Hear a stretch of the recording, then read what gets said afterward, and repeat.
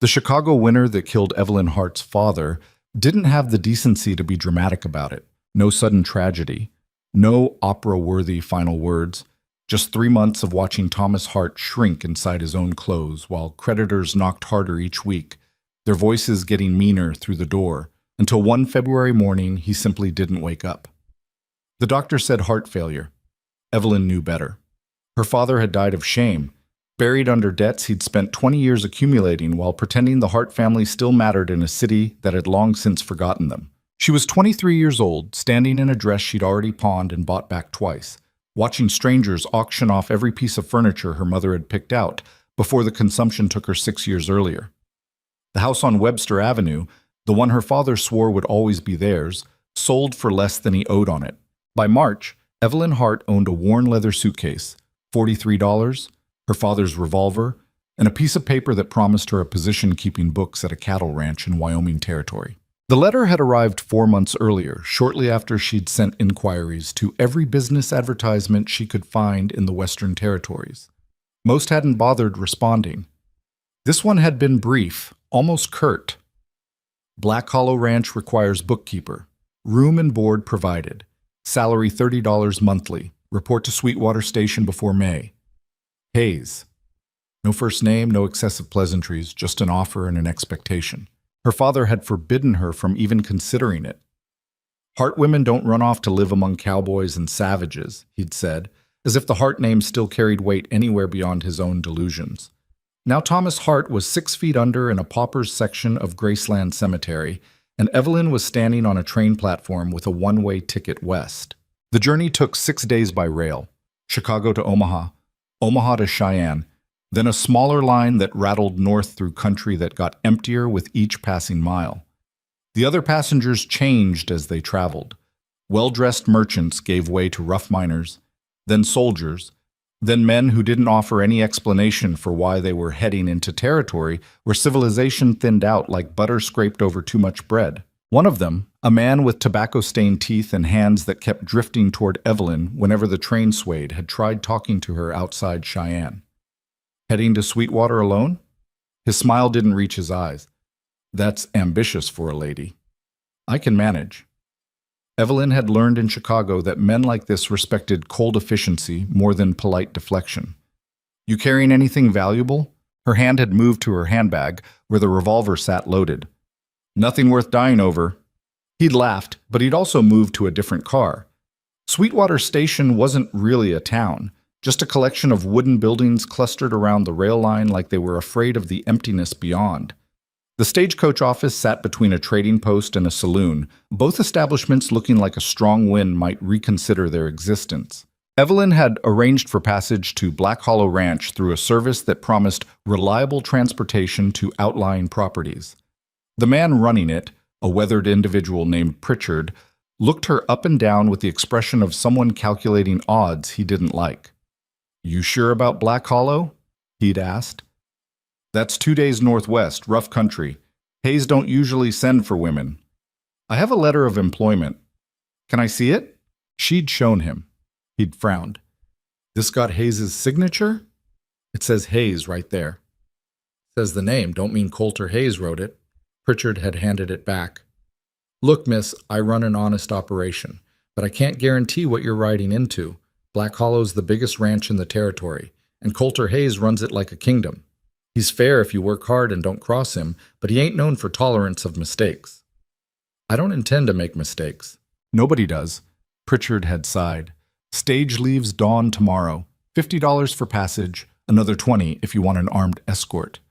She'd counted out the money, watching her total savings diminish, and tried not to think about what would happen if the job really didn't exist. The stagecoach had been newer than she'd expected. Or maybe everything just looked newer out here where nothing was very old to begin with. 2 other passengers joined her, a traveling preacher whose constant quoting of scripture made the driver roll his eyes, and a silent man in a city suit who kept a rifle across his lap and didn't offer his name. They'd left Sweetwater as pink dawn spread across a landscape so vast and empty it made Evelyn's chest tighten with something between wonder and terror. Chicago had walls, buildings, crowds, constant proof that civilization existed. Out here, The world just stretched forever in shades of brown and gold, interrupted occasionally by rock formations that looked like ancient gods had gotten bored and wandered off mid-creation. "First time in the territories?" the preacher had asked. "Yes." "What brings you west?" "Work." "The Lord provides opportunities in unexpected places." The man with the rifle had snorted quietly. They'd traveled all day through country that got rougher as they moved northwest. The driver, a leathery man named Foster, occasionally pointed out landmarks: a rock formation called Devil's Thumb, a creek where Shoshone had massacred a wagon train 15 years back, a valley where rustlers used to hide stolen cattle before Coulter Hayes had cleaned them out. "Hayes did that himself?" Evelyn had asked. Foster had grinned. "Him and about 30 ranch hands, all armed like they were heading to war. Story goes the rustlers surrendered before shots were fired. Hayes has a reputation for being reasonable right up until he ain't, and then he's the most dangerous man in Wyoming." "Sounds like exaggeration." "Believe what you want, miss. But out here, reputation's the only law that matters more than bullets." They'd stopped for the night at a way station, a single building where the owner's wife served stew that tasted like boiled leather and charged $2 for the privilege of sleeping on the floor. The man with the rifle had paid for a corner spot and stayed awake all night, which made Evelyn nervous enough to keep her revolver in her hand under her blanket. Nothing happened. Dawn came cold and gray, and they'd loaded back into the coach. "Black Hollow's another 6 hours north," Foster had said. "Country gets meaner from here." He hadn't been exaggerating. The road, and Evelyn used that term generously, had climbed into foothills where pine trees clustered thick and the air smelled like sap and old snow. The stagecoach bounced over rocks and through gullies that made her teeth click together, and twice Foster had to stop to clear fallen branches. "Don't like this," the man with the rifle had muttered during the second stop. "Too quiet." "Maybe everyone's just minding their business," the preacher had suggested. "Ain't nobody out here got business worth minding legal." They'd been back on the road for maybe 20 minutes when the first shot cracked across the valley. Foster had cursed, whipping the horses faster, but the road was too rough for real speed. More gunfire erupted from the tree line, sharp, purposeful cracks that sent splinters flying from the coach's wooden frame. "Ambush!" the man with the rifle had shouted, already moving toward the door. "Stay inside!" Foster had yelled back, but the man had kicked the door open anyway, rifle coming up. He'd gotten off 2 shots before something hit him hard enough to throw him backward into the preacher. Blood sprayed across Evelyn's dress. The preacher started screaming. The rifle clattered to the floor. Evelyn had grabbed it without thinking, her hands moving on instinct while her mind struggled to process what was happening. The man with the rifle was making wet, gurgling sounds. The preacher kept screaming. Foster was shouting something about holding on. Then the coach had hit something, a rock, a hole, maybe nothing at all, and suddenly they were tilting, tipping, rolling. Evelyn's head cracked against wood. The world spun in fragments of sky and ground and blood. She hit the door, then the roof, then something else, and everything went dark at the edges. When she'd opened her eyes, the coach was on its side and Foster was gone. Just gone. His seat empty, the horse's traces cut. The preacher was pinned under the dead man with the rifle, still breathing but unconscious. Evelyn's shoulder felt wrong. Not broken, but wrenched hard enough that lifting her arm sent fire down her spine. She'd pulled herself through the shattered door, dragging the rifle with her, and that's when she'd seen them. 5 men on horses, moving down from the tree line with weapons drawn and faces covered by bandanas. One of them was laughing. "Looks like we got a survivor," he'd called. "Pretty one, too." Evelyn had run. Not heroically, not with any plan, just pure animal panic driving her into the trees while bullets whipped past, thudding into bark and kicking up dirt. The rifle was too heavy, her dress caught on everything, and her lungs burned in the thin altitude air. She'd made it maybe 200 yards before her boot caught a root and sent her sprawling behind a boulder. Blood ran down her temple from where she'd hit her head in the crash. Her shoulder screamed. The rifle was empty, she'd checked while gasping for breath, which left her father's revolver. 3 bullets, 5 men. The math wasn't encouraging. "Come on out," one of them shouted. "We don't want to hurt you, just want to talk." The lie was almost insulting.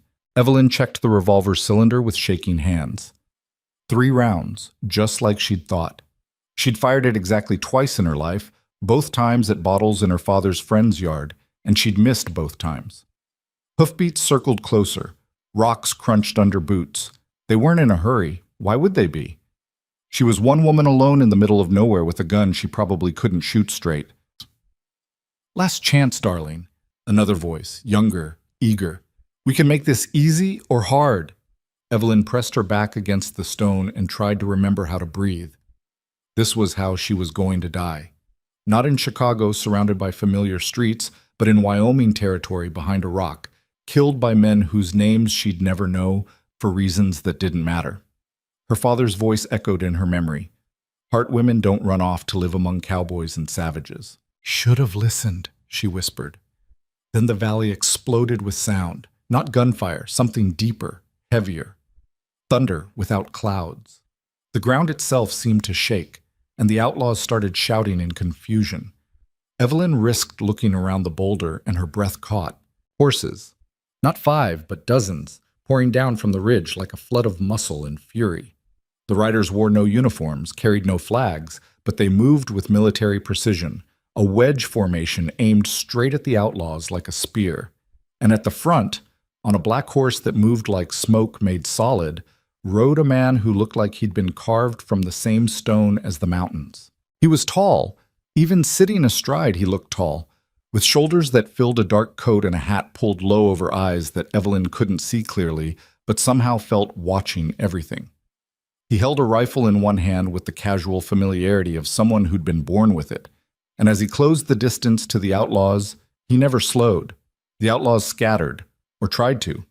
2 went for their horses, 1 tried to run on foot, 1 actually raised his weapon like he might fight. The man on the black horse shot him without breaking stride.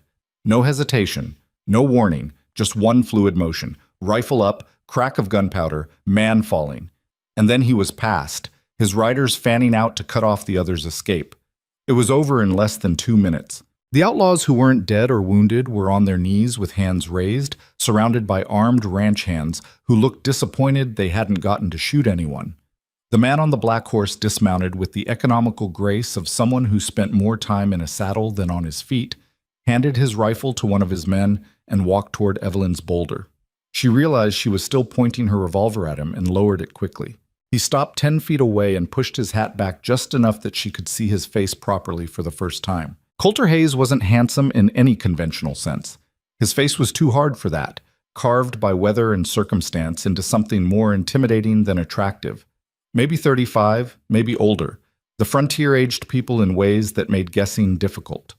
Dark hair, darker eyes, a jaw that looked like it had never softened for a smile, and a presence that filled space the way a storm fills sky. You hit? His voice matched everything else. Deep, quiet, and carrying the kind of authority that didn't need volume.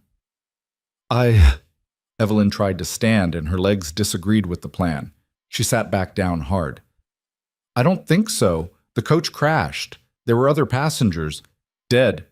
He said it without inflection. Driver too. You're the only one who made it out. The words hit harder than they should have.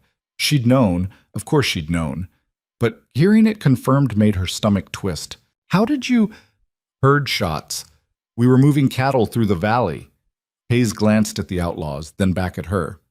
You carry an identification? What? Need to know who you are. For the report. Report to who? There's no law out here. I'm the law out here. He said it like he was commenting on the weather. Now, identification. Evelyn fumbled in her bag with numb fingers and produced the letter. I was traveling to Black Hollow Ranch. I have a position there as a bookkeeper. Hayes took the letter, read it in 3 seconds, and his jaw tightened almost imperceptibly. No, you don't. What? This letter's a forgery. He handed it back. I never sent for a bookkeeper. Don't need one. The world tilted again, worse than the coach crash. But it has your signature. Has my name. That's not the same thing. Hayes studied her with eyes that missed nothing. You came all the way from Chicago based on this? Yes. Alone? Yes. That was stupid. The blunt assessment stung worse because he was right. Evelyn felt something crack inside her chest. The last remaining piece of composure that had kept her together through her father's death. The debt collectors, the endless train ride, and nearly dying in a goddamn Wyoming canyon. I know it was stupid. Her voice came out harder than intended. I'm well aware, but I didn't have other options, and I'm excellent with numbers, and I thought... She stopped herself before the tears could start. It doesn't matter what I thought. Hayes watched her for a long moment. One of his men called something from the prisoners, and he held up a hand without looking. You got money for a return ticket? No. Family back east? No. Friends? Anyone who'd take you in? If I had any of that, do you think I'd be here? The words came out sharper than smart, but exhaustion and pain and the crash of adrenaline leaving her system had burned through her filter. She waited for him to respond with anger. Men like him, powerful and used to obedience, didn't appreciate sass from women with 3 bullets and no prospects. Instead, Hayes just sighed, the sound carrying the weight of someone solving a problem he didn't want. Can you ride? A horse? No, a buffalo. Yes, a horse. I've ridden, not well, but I can stay on. Good enough. He turned toward his men. Garrett, get one of the spare mounts ready. A younger ranch hand jogged over, leading a brown horse that looked bored with the entire situation. Hayes turned back to Evelyn. Black Hollow's 4 hours north. You can stay there tonight, and I'll figure out what to do with you tomorrow. I don't need charity. Wasn't offering charity. Was offering shelter, which out here is just basic human decency. His expression didn't change. You can accept it, or you can sit behind this rock and wait for the next stagecoach, which won't come for 5 days, assuming it comes at all. Your choice. It wasn't really a choice, and they both knew it. Evelyn pulled herself up using the boulder, ignoring the way her shoulder protested and her head swam. She accepted the horse's reins from Garrett with as much dignity as she could manage, which wasn't much considering her dress was torn, blood-stained, and completely inappropriate for riding. Hayes noticed. Garrett, get her something better to wear. Sir? Something from the supply packs, pants, shirt, coat. Can't ride 4 hours like that. 10 minutes later, Evelyn found herself behind a cluster of trees, changing into men's work clothes that were too big everywhere and smelled like horse and leather. Her dress, the last nice thing she'd owned from her old life, lay crumpled on the ground, ruined beyond saving. She almost left it there. Then, with hands that shook slightly, she folded it and tucked it into her suitcase anyway. When she emerged, Hayes was settling the prisoners. 2 of the outlaws were wounded but alive. The dead one was being tied across a spare horse. The rest sat with hands bound, looking murderous. What happens to them? Evelyn asked. Territorial Marshal will collect them from town. Hayes checked his rifle's load. If they're smart, they'll hang quietly. If they're not, they'll try running and save the territory the cost of a trial. You'd shoot them while running away? They just tried to kill you. Don't waste sympathy. He said it without cruelty, just flat, practical truth. And Evelyn realized she was looking at a kind of morality the frontier had shaped into something Chicago ethics classes never covered. Out here, mercy and justice apparently wore different faces. The ride to Black Hollow took longer than 4 hours because Evelyn's body had decided to inventory every injury she'd sustained. Her head throbbed. Her shoulder sent periodic jolts of pain down her arm. Her hands, soft from years of city living, started blistering within the first hour. She didn't complain. Partly from pride, mostly because Hayes clearly wasn't the type to slow down for discomfort. They moved through country that shifted from pine forest to open grassland to rolling hills dotted with cattle that scattered at their approach. The ranch hands rode in a loose formation, talking occasionally but mostly comfortable with silence. Hayes stayed at the front, his posture in the saddle so natural it looked like the horse was just an extension of his body. Around sunset, they crested a ridge, and Evelyn saw Black Hollow for the first time. It wasn't a ranch, it was a kingdom. The valley spread below like something from a painting. Endless grass turned gold by the dying light. A river cutting silver through the center, and scattered across it all, more buildings than some towns she'd passed through. The main house sat on a rise, 3 stories of timber and stone that looked like it had been built to withstand sieges. Around it clustered barns, bunkhouses, workshops, corrals full of horses, and what looked like a small store. How many people work here? Evelyn asked quietly. 140, give or take. Hayes didn't look at her. During roundup, double that. And you run all of it? Someone has to. They descended into the valley as lamps began lighting in windows. Ranch hands looked up from evening chores as Hayes rode past, their expressions a mix of respect and something else, maybe wariness. He acknowledged a few with nods but didn't stop. The main house loomed larger as they approached. Up close it was even more impressive, not ostentatious but solid, built by someone who understood that frontier wealth meant security, not luxury. Hayes dismounted and a young man immediately took his horse. He turned to help Evelyn down and she waved him off, managing it herself despite the pain. Small victories. "Cook's probably got dinner ready," Hayes said. "You'll eat, then we'll figure out where to put you." "I don't want to impose. Little late for that." He was already walking toward the house, clearly expecting her to follow. The interior matched the exterior, functional but well made. Wood floors that didn't creak, furniture that looked like it had been built to last generations, and everywhere the subtle marks of money that didn't need to announce itself.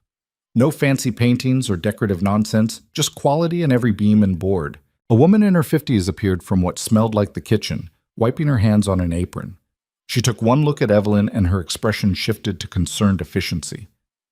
"Heavens, what happened?" "Stagecoach ambush," Hayes said. "She needs food, a bath, and somewhere to sleep. Can you handle it?" "Of course." The woman, Hayes didn't bother with introductions, moved to Evelyn's side. "Come on, dear, let's get you cleaned up." Evelyn looked at Hayes, uncertain. "What about tomorrow?" "Tomorrow we'll talk." He was already moving toward another room, pulling off his coat. "Tonight, you eat and rest. That's an order, not a suggestion." Then he was gone, leaving Evelyn with the cook and 100 questions that would have to wait. The bath was the first genuinely good thing that had happened in days. The cook, her name was Martha, though it took 3 repetitions before Evelyn's exhausted brain held on to it, had prepared a copper tub of hot water that felt like luxury itself. Evelyn soaked until the water cooled, watching dirt and blood swirl away, trying not to think about how close she'd come to dying. Martha had set out clean clothes. More men's work pants and a shirt, both adjusted to fit better. "We don't keep women's clothes here," she'd explained apologetically. "Mr. Hayes doesn't exactly entertain lady guests." "Does he entertain any guests?" "Not if he can help it." Dinner was beef stew, bread, mice, and coffee, strong enough to strip paint. Evelyn ate in a small dining room off the kitchen, alone except for Martha moving in and out with dishes. Through the walls, she could hear male voices in another room, Hayes and some of his men, discussing the ambush and what to do about the outlaws. "Brennan gang remnants," someone said. "Thought we'd cleaned them out last year." Obviously missed some. Hayes's voice cut through, quieter but carrying absolute authority. "Double the patrols. I want eyes on every approach to the valley. Anyone you don't recognize, you bring them in for questions." The voices continued, but Evelyn's exhaustion was catching up. The food helped, but her body was demanding sleep with the insistence of someone who'd been through too much. Martha showed her to a small bedroom on the 2nd floor. "It's one of the guest rooms," she explained. "Not much, but the bed's comfortable, and you'll be safe here." "Thank you. For everything." Martha paused at the door. "You're that bookkeeper he sent for, aren't you? The one from the letter?" "He says he never sent the letter." Martha's expression suggested she had thoughts on that but wasn't sharing them. "Well, regardless, you're here now, and Mr. Hayes won't throw you out without making sure you've got somewhere to go. He's hard, but he's not cruel." She left, closing the door softly, and Evelyn collapsed onto the bed fully clothed. Her last thought before sleep claimed her was that somewhere in Chicago, her father's ghost was probably shaking his head at the mess she'd made of everything. She dreamed of gunfire and falling and hands reaching for her through smoke, and woke with a gasp to find morning sun streaming through unfamiliar windows. For a disorienting moment, she couldn't remember where she was. Then it all came back. The ambush, Hayes, Black Hollow, and she sat up too quickly, making her head spin. Someone had left fresh clothes folded on a chair, more practical workwear, along with boots that looked like they might actually fit. Evelyn dressed slowly, her body cataloging yesterday's injuries with each movement, and made her way downstairs following the smell of coffee. The kitchen was busy with breakfast prep. Martha looked up and smiled. "You're awake. Good. Eat something, then Mr. Hayes wants to see you in his office." "His office?" "East wing, 1st floor. Can't miss it. It's the only room with more papers than furniture." Evelyn ate quickly. Eggs, bacon, more of that brutal coffee, and found the office exactly where Martha had described. The door was open, and Hayes sat behind a desk covered in ledgers, letters, and maps, writing something with intense concentration. She knocked on the doorframe. He looked up, set down his pen, and gestured to a chair. "Sit." She sat. Hayes leaned back, studying her with that same unreadable expression from yesterday. In daylight, she could see him more clearly. The lines around his eyes from squinting at distances, the scar running just above his left eyebrow, the way he held himself with the coiled readiness of someone always expecting trouble. "How much bookkeeping experience do you have?" he asked. 4 years keeping accounts for my father's import business." "What kind of imports?" "Textiles mostly, some furniture. He had connections with manufacturers." "Had?" "He died 3 months ago. The business was already failing. Creditors took everything." Hayes nodded like this confirmed something. "And you came west because I had no other options." Evelyn met his gaze directly. No family, no friends wealthy enough to help, and Chicago doesn't have much use for women who can balance books but don't have connections or dowries. The frontier seemed like the only place that might not care about those things. "The frontier doesn't care about much except whether you can work."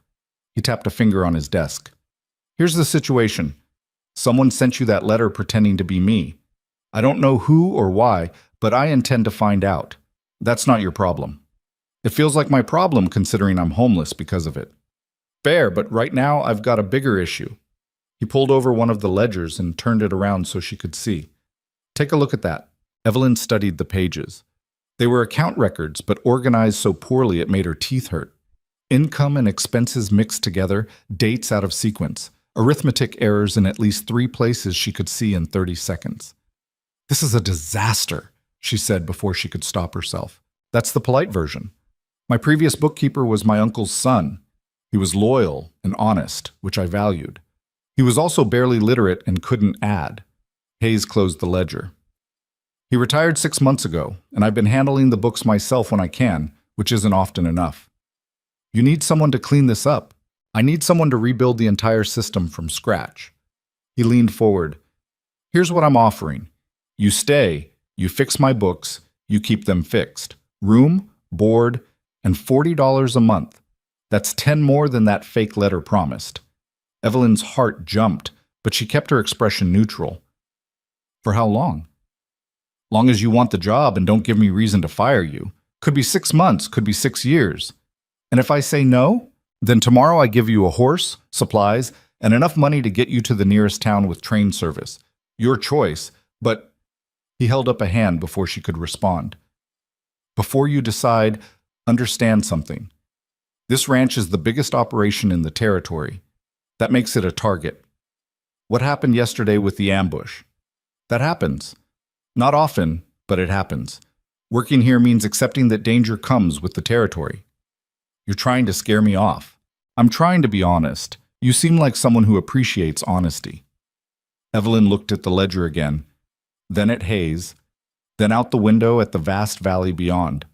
Chicago was 3 states away and might as well have been another world. She had no money, no connections, and no prospects except this: a job offer from a man she'd known for 16 hours, in a place so remote it made its own rules. Her father's voice whispered again, "Stupid. This is stupid. Maybe." But stupid was better than dead, and dead was where she'd end up if she went back east with nothing. "I'll take the job," she said. Hayes nodded once, like he'd expected that answer. "Good. Martha will show you to a permanent room. You start tomorrow. First priority is sorting out last quarter's accounts. I've got territorial tax assessors coming in 3 weeks, and I need accurate numbers." "I can do that." "I know you can. If I didn't think so, I wouldn't have offered." He picked up his pen again, already back to whatever he'd been writing. Dismissed. Evelyn stood, turned to leave, then paused at the door. "Mr. Hayes?" "Yeah?" "Thank you for yesterday and today." He didn't look up from his writing. "Don't thank me yet. You haven't seen how much work you're in for." But there was something in his voice, not quite warmth, but not entirely cold either, that made Evelyn think maybe, just maybe, she'd stumbled into something that might actually work. She left the office and found Martha waiting in the hall with a knowing smile. "Well, I have a job. Thought you might." Martha started walking, gesturing for Evelyn to follow. "Come on, let me show you around properly. You're part of Black Hollow now, which means you'd better learn how things work before you accidentally insult someone important." As they walked through the ranch, Martha talked, and Evelyn listened, absorbing information like her life depended on it, which it probably did. Black Hollow Ranch, she learned, wasn't just the biggest in the territory. It was the biggest by a margin that made other ranchers look like they were playing at farming. 20,000 acres of prime grazing land, 6,000 head of cattle, 300 horses, and operations that extended beyond ranching into timber, mining interests, and even a stake in the railroad spur being built through the valley. Coulter Hayes had built it all in 12 years. "He came here with nothing," Martha explained as they passed a barn where men were shoeing horses. "Well, not nothing. He had money from somewhere back east, but nobody talks about that. Bought the land cheap because it was considered too remote and dangerous. Spent the first 5 years just surviving, fighting off rustlers and competing ranchers who thought they could push him out. Then something shifted. He got harder, smarter, more ruthless, and the ranch grew." "What shifted?" Martha's expression flickered. "Personal tragedy. Don't ask him about it. He won't answer, and you'll just make him angry." They continued the tour. Evelyn met the foreman, a grizzled man named Cooper who looked her up and down and grunted something that might have been approval. She met the head wrangler, 2 assistant cooks, a blacksmith with forearms like tree trunks, and at least a dozen ranch hands whose names blurred together. Everyone was polite. Everyone was also clearly reserving judgment. "They don't know what to make of you yet," Martha said quietly as they walked back toward the main house. "Women don't usually work here, except for me and the laundry girls. You'll have to prove yourself." "I'm good at proving myself." "Then you'll do fine." Martha paused at the kitchen door. "One more thing. Mr. Hayes values 3 things above all else: competence, loyalty, and honesty. You give him those, he'll protect you against anything. But cross him on any of them, and he'll throw you out so fast you'll bounce." That night, lying in her new permanent room, slightly larger than the guest room with a window overlooking the eastern pastures, Evelyn stared at the ceiling and tried to process everything. 24 hours ago, she'd been bleeding behind a rock, certain she was going to die.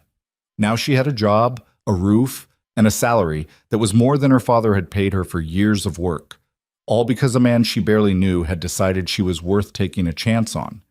Or maybe he just needed a bookkeeper badly enough to overlook the complications of hiring a woman who'd arrived under false pretenses covered in blood. Either way, she was here now. And Evelyn Hart had never been very good at backing down once she'd committed to something, even when, especially when, it was probably a terrible idea. She fell asleep with numbers running through her head, already planning how to rebuild Hayes's disaster of an accounting system, and didn't dream at all. The ledgers were worse than Evelyn had thought. She discovered this 3 days into the job, sitting in a cramped office off the main study that smelled like old paper and mouse droppings. What Hayes had shown her during their first meeting was just the surface. Beneath that were months, years actually, of creative bookkeeping that bordered on fiction. "This doesn't make sense," she muttered, comparing 2 different ledgers that supposedly tracked the same cattle sale. One showed 300 head sold to a buyer in Cheyenne for $42 each. The other showed 280 head at $38 each. "Which one is real?" "Neither, probably," said a voice from the doorway. Evelyn looked up to find Cooper, the foreman, leaning against the frame with his arms crossed. He was somewhere past 50, with a face that looked like it had been assembled from spare leather and barbed wire. "Excuse me?" "Hayes's cousin, the previous bookkeeper, had a drinking problem," Cooper explained. "When he was sober, the numbers were close to accurate. When he wasn't, he just made things up that sounded reasonable." "That's not bookkeeping. That's creative writing." "Won't argue with you there." Cooper stepped into the office. "Hayes wanted me to check if you needed anything. Supplies, clarification, whatever." "I need a miracle. Or a time machine so I can go back and strangle whoever thought this system was acceptable." Evelyn rubbed her temples. "The tax assessors are coming in 2.5 weeks, and I can't give them numbers I don't trust." "Can you fix it?" "I can rebuild it from source documents if I can find them. Bills of sale, receipts, purchase orders. But that'll take time I'm not sure we have." Cooper considered this. Hayes keeps everything. There's 3 file cabinets in the storage room behind the study, plus boxes in the barn loft. Everything going back at least 5 years. That's actually helpful. Don't get too excited. It's not organized. Of course it isn't. Evelyn stood, her back protesting from hours hunched over the desk. Show me. The storage room was exactly as disorganized as Cooper had warned. File cabinets stuffed so full the drawers barely closed, boxes stacked haphazardly, loose papers shoved into corners. It looked like someone had declared war on the concept of order and won decisively. Who was in charge of filing? Evelyn asked. The cousin, when he remembered. I'm beginning to understand why Hayes looks perpetually annoyed. Cooper almost smiled. That's just his face. But yeah, this mess doesn't help. They spent the next hour pulling out boxes and sorting through the worst of it. Cooper proved surprisingly useful.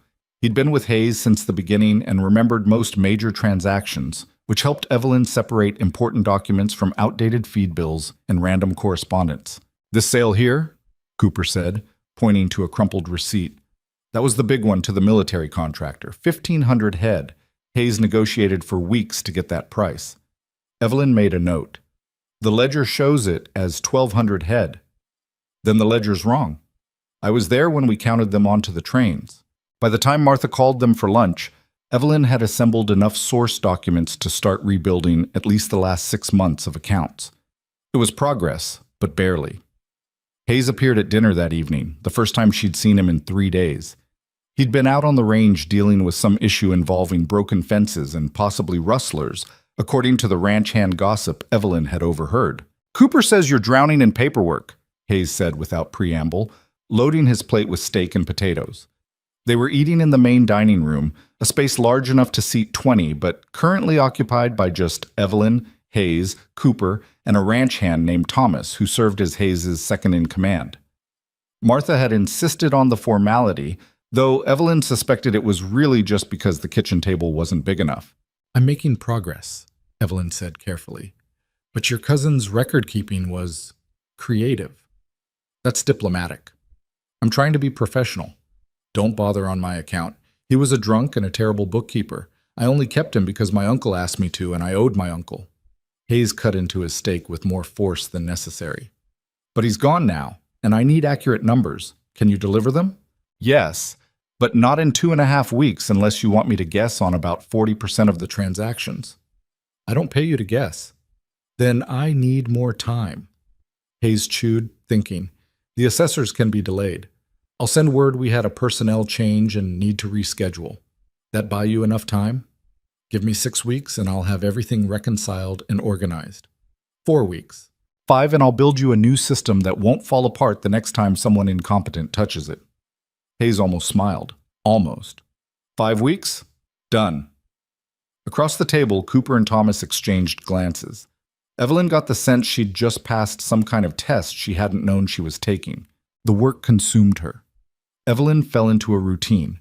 Wake before dawn, breakfast in the kitchen with Martha. Then 12 hours in the office wrestling with numbers and source documents. She emerged only for meals and the occasional walk to clear her head when the arithmetic started blurring together. The ranch hands largely ignored her, which was fine. A few made comments, nothing aggressive, just the casual dismissiveness of men unused to women in professional roles.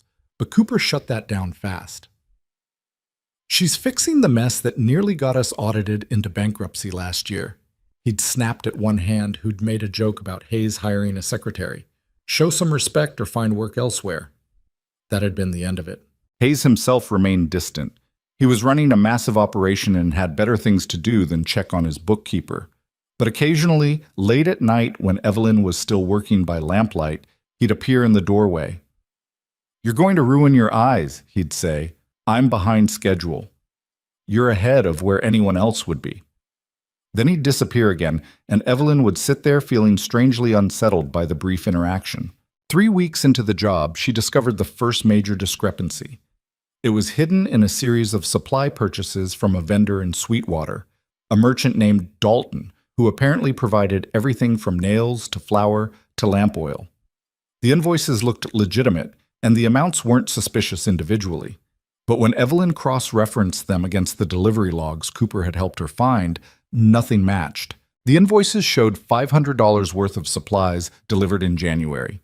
The delivery log showed maybe $200 worth actually arrived. She found similar patterns in February, March, and April. Thousands of dollars paid for supplies that had never made it to the ranch. Evelyn sat back, her stomach sinking. This wasn't incompetence or drunken record-keeping. This was theft. She spent 2 more days verifying her findings, checking every number 3 times, making sure she wasn't missing something obvious. Then she took the evidence to Hayes. He was in the study, going over maps with Thomas, planning something that involved moving cattle to higher pastures. They both looked up when Evelyn knocked. "This better be important," Hayes said. "We're in the middle of something." "Someone's been stealing from you." Evelyn set the ledgers on the desk. "Systematically for at least 6 months, possibly longer." That got his attention. Thomas straightened. Hayes's expression went from annoyed to dangerously focused in the space of a heartbeat. "Show me." Evelyn walked him through it. The invoices, the delivery logs, the pattern of discrepancies. Hayes listened without interrupting, his jaw getting tighter with each revelation. "How much total?" he asked when she finished. "Conservatively, $4,000. Possibly more if the pattern extends back further than I've checked." 4,000. Hayes's voice was very quiet, which somehow made it more intimidating. "That's nearly a year's salary for 10 men. "I know." "And you're certain it's Dalton in Sweetwater?" "The invoices have his signature. Either he's involved or someone's forging his name." Evelyn paused. "There's something else. Your cousin would have seen these discrepancies if he'd been doing his job. Either he was too drunk to notice, or he was in on it." Hayes finished the thought, his expression turning glacial. "Thomas, send word to Dalton. Tell him I want to meet regarding our supply contract. Don't mention any problem, just a routine business discussion." "You want me to bring him here?" "No, I'll go to town. Less chance of him running if he doesn't know I'm suspicious." Hayes looked at Evelyn. "Good work. This would have bled us dry over time." "That was probably the plan. Small enough amounts to avoid immediate notice, large enough to add up. Smart. Which means whoever's behind it isn't stupid." Hayes rolled up the maps. "I'll handle this. You keep working on the books. I'd like to come with you." Both men stared at her. Hayes recovered first. "Why?" "Because I found the theft, and I know the numbers. If Dalton tries to dispute the evidence or claim records are wrong, I can counter him immediately." "This isn't a debate, Miss Hart. This is potentially dangerous. If Dalton's stealing $4,000, he's not going to confess politely. I understand that, but I'm still asking to come." Hayes studied her for a long moment. "You know how to use that revolver you carried when you arrived?" "I know which end the bullets come out of." "That's not an answer." "I can shoot. I'm not good, but I can shoot." "Good enough." Hayes looked at Thomas. "Arrange it for tomorrow. We leave after breakfast." Thomas nodded and left, still looking confused about why they were bringing the bookkeeper to what might become a confrontation. Evelyn returned to her office, adrenaline still singing through her veins. She'd just volunteered to ride into potential danger with a man she barely knew, over money that wasn't even hers. Her father's ghost was probably having fits, but something about the theft made it personal. She'd spent 3 weeks rebuilding Hayes's accounts, finding order in chaos, and discovering that someone had been undermining all of it felt like a direct attack on her work. That night, she couldn't sleep. Eventually, she gave up and went downstairs for water, only to find Hayes in the study, reading through the evidence she'd compiled by lamplight. "Can't sleep either?" she asked from the doorway. "Sleep's overrated." He didn't look up. "You did solid work here. Most bookkeepers would have missed this pattern. Most bookkeepers aren't trying to rebuild a system from nothing." "True." Hayes finally looked at her. "Why'd you really want to come tomorrow?" "I told you. You told me the professional reason. What's the personal one?" Evelyn considered lying, then decided against it. Hayes seemed like he'd spot dishonesty from a mile away. "Because I'm tired of being helpless," she said. "The stagecoach ambush, arriving here with nothing, spending weeks in an office while everyone else does the actual work of running this ranch. I know I'm useful with numbers, but I'm not used to being sheltered. It doesn't sit right. Most women would appreciate the shelter. I'm not most women. If I were, I'd still be in Chicago trying to find a husband rich enough to solve my problems." Hayes almost smiled again, that flicker of expression that never quite manifested fully. Fair enough. But tomorrow, you follow my lead. If things go bad, you do what I say without argument. Agreed? Agreed. Good. Now go get some sleep. We leave at dawn.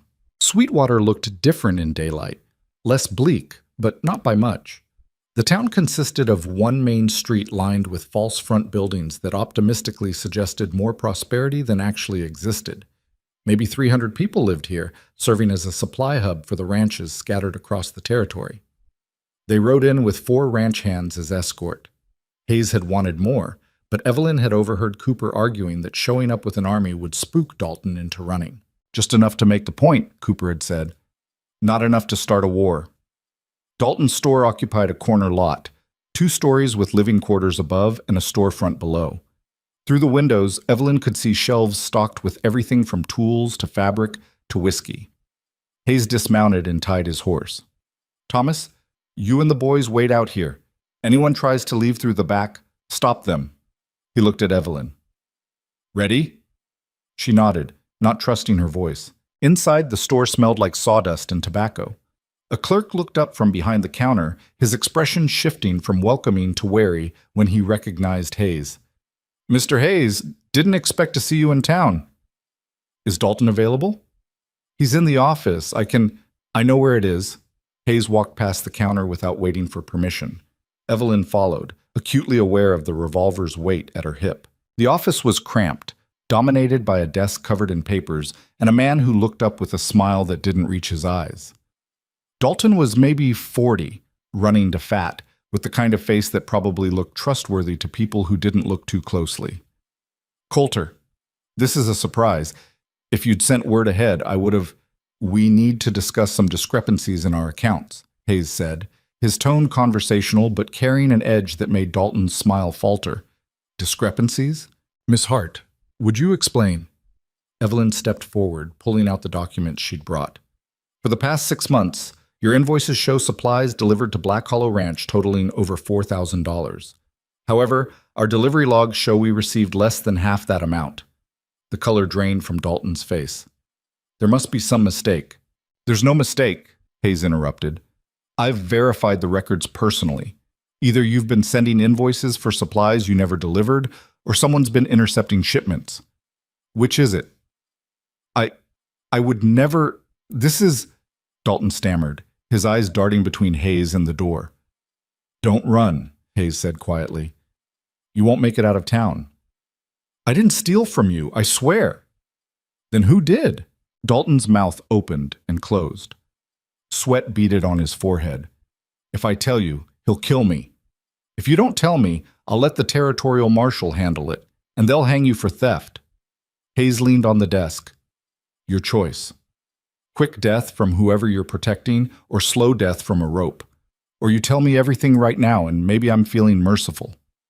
The silence stretched. Evelyn could hear her own heartbeat. It was your cousin's idea, Dalton finally whispered. Nathan. He approached me about 8 months ago, said Hayes was too busy to notice small discrepancies, and if I inflated the invoices, we could split the difference. He'd sign off on the deliveries, I'd submit the invoices, and nobody would know. Hayes's expression didn't change, but something in the room's temperature dropped. Nathan initiated this? Yes.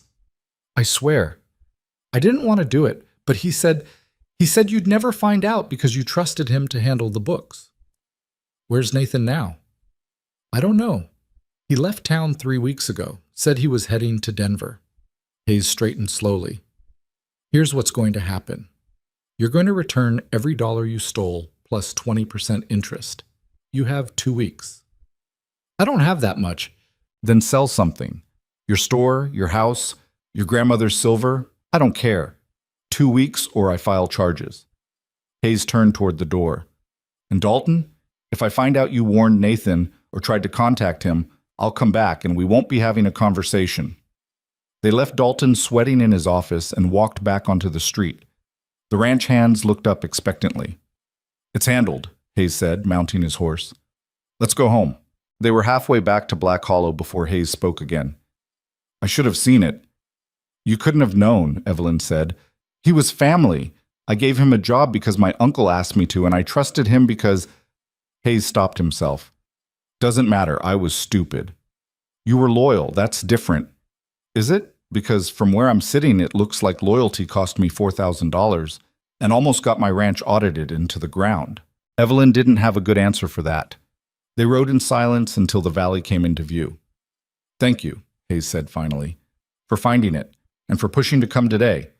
You were right, having the numbers immediately available made the difference. You're welcome. Don't let it go to your head. You're still the bookkeeper, not a ranch hand. But there was something in his tone that suggested he was teasing rather than dismissing, and Evelyn felt an unexpected warmth in her chest that had nothing to do with the afternoon sun. Word of the theft spread through the ranch faster than Evelyn would have thought possible. By dinner, everyone knew Nathan had been stealing, Dalton was paying it back, and Evelyn had been the one to uncover it all. The ranch hands looked at her differently now. Not with acceptance, she hadn't earned that yet, but with a grudging respect that felt like progress. That took nerve, one of them said as she passed the bunkhouse. Riding into town with the boss to confront a thief. I just wanted to make sure the numbers were clear. Sure, numbers, he grinned. Keep telling yourself that. Cooper found her after dinner, carrying a cup of coffee. Heard you did well in town. I stood there and recited figures. Hayes did everything else. You stood there in a room with a cornered thief and didn't flinch. That counts. Cooper handed her the coffee. Hayes doesn't compliment people easily. The fact that he brought you along says something. Says he needed someone who knew the accounts. Says he trusted you not to panic if things went bad. Cooper studied her. You're fitting in better than I expected. Is that a compliment? Close as you'll get from me. Don't waste it. He walked off, leaving Evelyn with the coffee and a strange sense of accomplishment that felt disproportionate to what she'd actually done. That night, she worked late again, rebuilding the accounts now that she knew where the gaps had come from. It was satisfying work, taking broken pieces and making them whole, finding truth in numbers that didn't lie if you knew how to read them. You're still here. Hayes's voice didn't startle her this time. She'd started recognizing his footsteps. Almost done with April's reconciliation, she said without looking up. Once I finish this, I'm only 2 months behind schedule.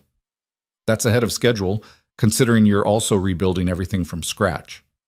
Hayes stepped into the office. I'm calling the territorial assessors tomorrow, telling them we're ready whenever they want to come. Evelyn looked up. I still have 3 weeks of work left. You have enough for them to see we're legitimate and organized. That's all that matters. He paused. I'm also increasing your salary to $50 a month. You don't have to do that. I'm not doing it out of charity. You've already saved me more than the increase will cost, and you've built a system that'll keep saving me money. Hayes leaned against the doorframe. You've earned it. Thank you. Stop thanking me. You did the work. He shifted, looking uncharacteristically uncertain. There's something else.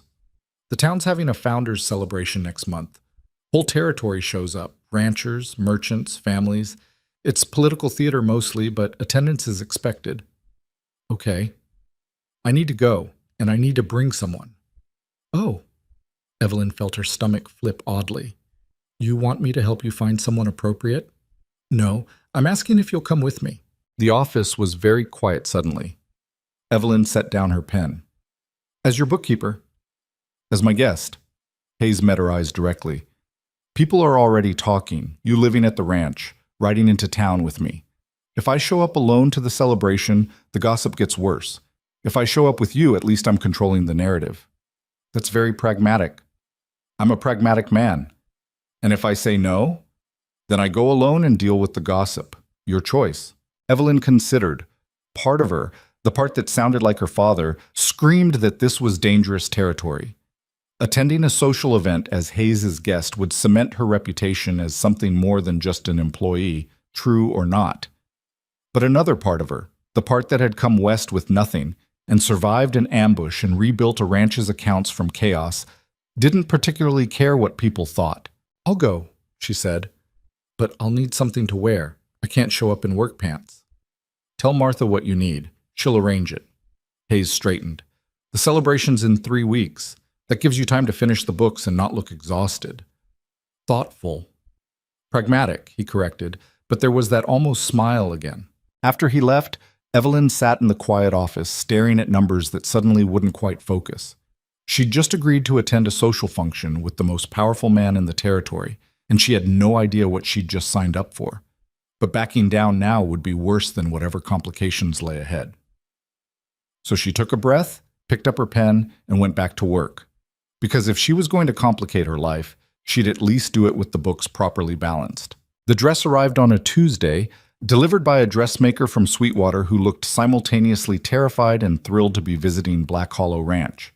Martha had ordered it without consulting Evelyn about style or color, which should have been concerning but somehow wasn't. "I know what works," Martha had said when Evelyn questioned the arrangement. "Trust me." The result was dark blue silk with black trim, elegant without being ostentatious, fitted enough to be flattering but practical enough that Evelyn could actually move. It was the nicest thing she'd owned since before her father's death, and looking at herself in the mirror made something twist in her chest. "You look like a lady," Martha said from the doorway, approval clear in her voice. "I look like I'm pretending to be a lady." "Same thing out here. Nobody's born to this. We all just figure it out as we go." Martha adjusted the dress's shoulder. "Mr. Hayes is going to have a heart attack when he sees you. That's not the goal." "Maybe not yours." Evelyn turned to face her. "What's that supposed to mean?" Martha just smiled and left the room, which was somehow more unsettling than if she'd actually answered. The territorial assessors arrived the following morning, 2 men in dusty suits who looked like they'd rather be anywhere else. Hayes met them in the study while Evelyn waited in her office, organized ledgers stacked on the desk like ammunition. She heard raised voices after about 20 minutes. Not shouting, but the kind of sharp professional disagreement that preceded shouting.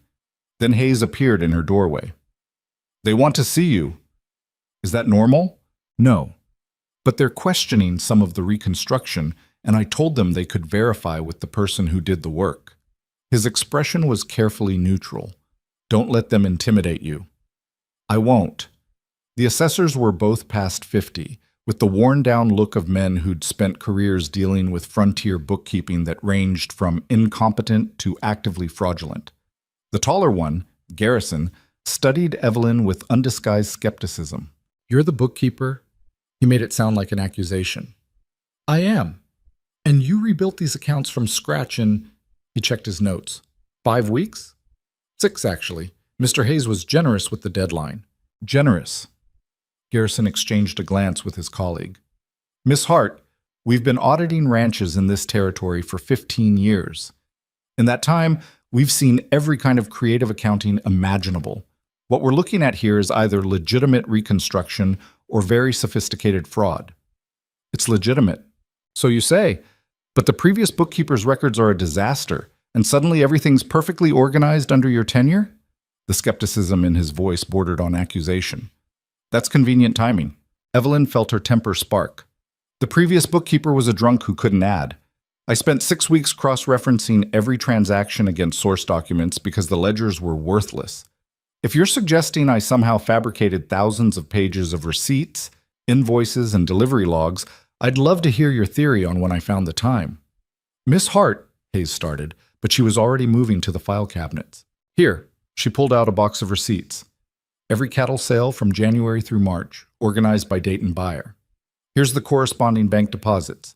Here's the invoices for supplies cross-referenced against delivery logs signed by ranch hands who can verify what actually arrived. And here," she dropped the ledger on the desk hard enough to make both assessors flinch, "is where the previous bookkeeper recorded a sale of 300 cattle that actually never happened because he was too drunk to remember he'd already recorded it 2 weeks earlier." The room was very quiet. Garrison picked up the ledger and flipped through it. His colleague was already examining the receipts. After a long moment, Garrison looked up. "These source documents are legitimate?" "Every single one. You're welcome to verify them against bank records, bills of sale, anything you want." More silence. Then Garrison set down the ledger and actually smiled. Barely, but it counted. "Miss Hart, in 15 years, I've never seen reconstruction work this thorough. If you ever want to work for the territorial government, I can make an introduction. I'm happy where I am." "I can see why." He looked at Hayes. "Your books are in order, Mr. Hayes. Better than in order, actually. You're one of maybe 3 operations in the territory I can say that about." After they left, Hayes leaned against the desk and looked at Evelyn with an expression she couldn't quite read. "What?" she asked. You just browbeat two territorial assessors into submission. They were questioning my work. Most people would have been intimidated. I'm not most people. Evelyn started reorganizing the papers the assessors had shuffled. Besides, the numbers don't lie. Either they trust math or they don't. Remind me never to get on your bad side. You're my employer. You're always potentially on my bad side. Hayes actually laughed, a short surprise sound that made him look younger. Fair enough. The town's founder's celebration approached faster than Evelyn wanted. She finished the book reconstruction with 3 days to spare and immediately started implementing the new system she'd designed, one that was actually sustainable and didn't rely on whoever was keeping the books being sober and competent. Cooper found her testing the new ledger format and shook his head. You know you're technically done, right? You could take a day off. I don't know what I'd do with a day off. Sleep, read, literally anything that isn't staring at numbers. I like numbers. They make sense. That's depressing. Cooper pulled up a chair. Can I ask you something? That depends on the question. Why'd you really come west? And don't give me the line about having no options. Someone with your skills could have found work in Chicago. Evelyn set down her pen. You want the truth? Generally, yes. I was suffocating. The words came out before she could reconsider them. My father spent his entire life pretending we were more important than we were, and I spent my entire life playing along. When he died and the illusion collapsed, I realized I'd never actually made a single real decision. Everything was about maintaining appearances for people who didn't care if we lived or died. So you came to Wyoming. So I came to Wyoming, where nobody knows me, nobody cares about appearances, and if I fail, at least I'll fail on my own terms. She smiled without humor. Turns out the frontier is exactly as advertised. Dangerous, uncomfortable, and completely indifferent to your existence. I love it. Cooper studied her for a moment. You're going to do fine here. That's the second time you've said something almost nice to me. Should I be worried?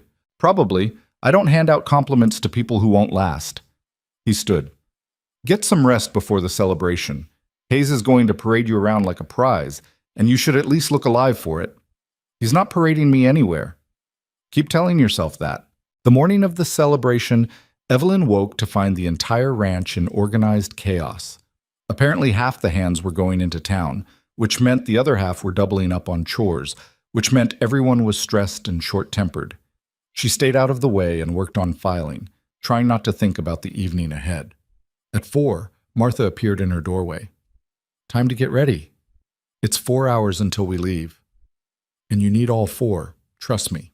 What followed was an experience Evelyn hadn't anticipated and wasn't sure she enjoyed. Martha had recruited 2 of the laundry girls to help, and together they attacked Evelyn's appearance with military efficiency. Hair washed and styled, skin scrubbed, nails trimmed and cleaned, and that was before they even approached the dress. I can dress myself, Evelyn protested. Not in this you can't. It's got stays. I hate stays. Everyone hates stays, that's not the point. By the time they finished, Evelyn looked in the mirror and barely recognized herself. The dress fit perfectly, the stays making her posture straighter than it had been in months. Her hair was pulled back in a style that was elegant without being fussy. She looked like she belonged at a social event with the territory's wealthy elite. She also looked completely terrified, but hopefully that was less obvious. Stop fidgeting, Martha ordered. You look beautiful. I look like I'm about to be sick. Also true, but beautifully sick. Hayes was waiting at the base of the stairs, wearing what was probably his best suit, dark, well-tailored, and making him look less like a rough frontier rancher and more like someone who could buy and sell most of the territory without blinking. He looked up as she descended, and something in his expression shifted. You clean up well, he said finally. So do you. I clean up adequately. You clean up dangerously. He offered his arm. Ready? Absolutely not. Good. Let's go.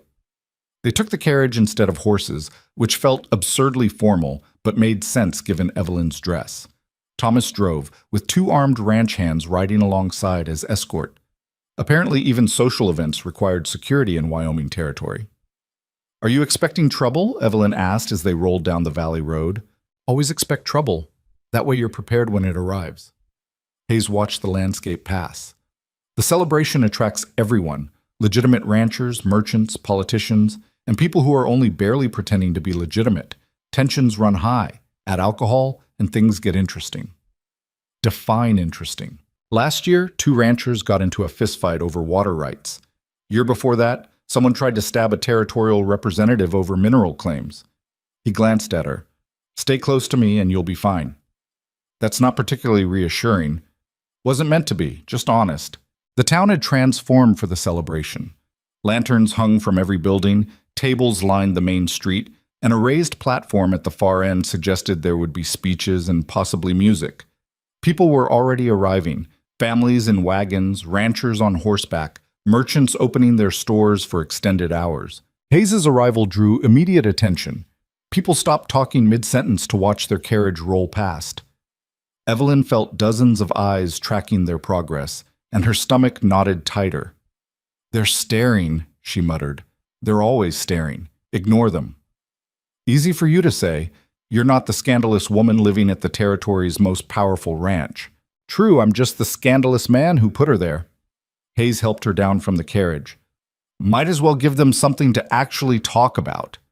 Before Evelyn could ask what that meant, he'd tucked her hand into the crook of his arm and was walking directly toward the largest cluster of people, ranchers and their wives, all dressed in their finest and all suddenly very interested in examining Evelyn like she was a curious specimen.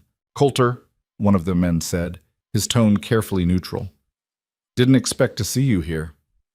Tradition dictates attendance, Benson. You know that. Hayes nodded to the man's wife. Mrs. Benson, you look well. Mrs. Benson's smile was tight. And who is this? Miss Evelyn Hart, my bookkeeper. Miss Hart, this is Samuel Benson, owns the Triple Creek Ranch south of here, and his wife Eleanor. The introduction was calculated, Evelyn realized. Not my guest, or anything that implied a personal relationship. Just the professional connection, stated clearly enough to draw the line, but ambiguous enough to keep people guessing. A bookkeeper, Eleanor repeated, her tone making it clear what she thought of women in professional roles. How progressive. How necessary, Evelyn corrected pleasantly. Mr. Hayes's accounts were in significant disarray. Someone had to fix them, I'm sure. Eleanor's eyes flicked to Hayes. Still, unusual to bring an employee to a social function. Miss Hart has proven invaluable to ranch operations. Seemed appropriate to include her in territorial events. Hayes's tone was mild but carried an edge that suggested the conversation was over. If you'll excuse us.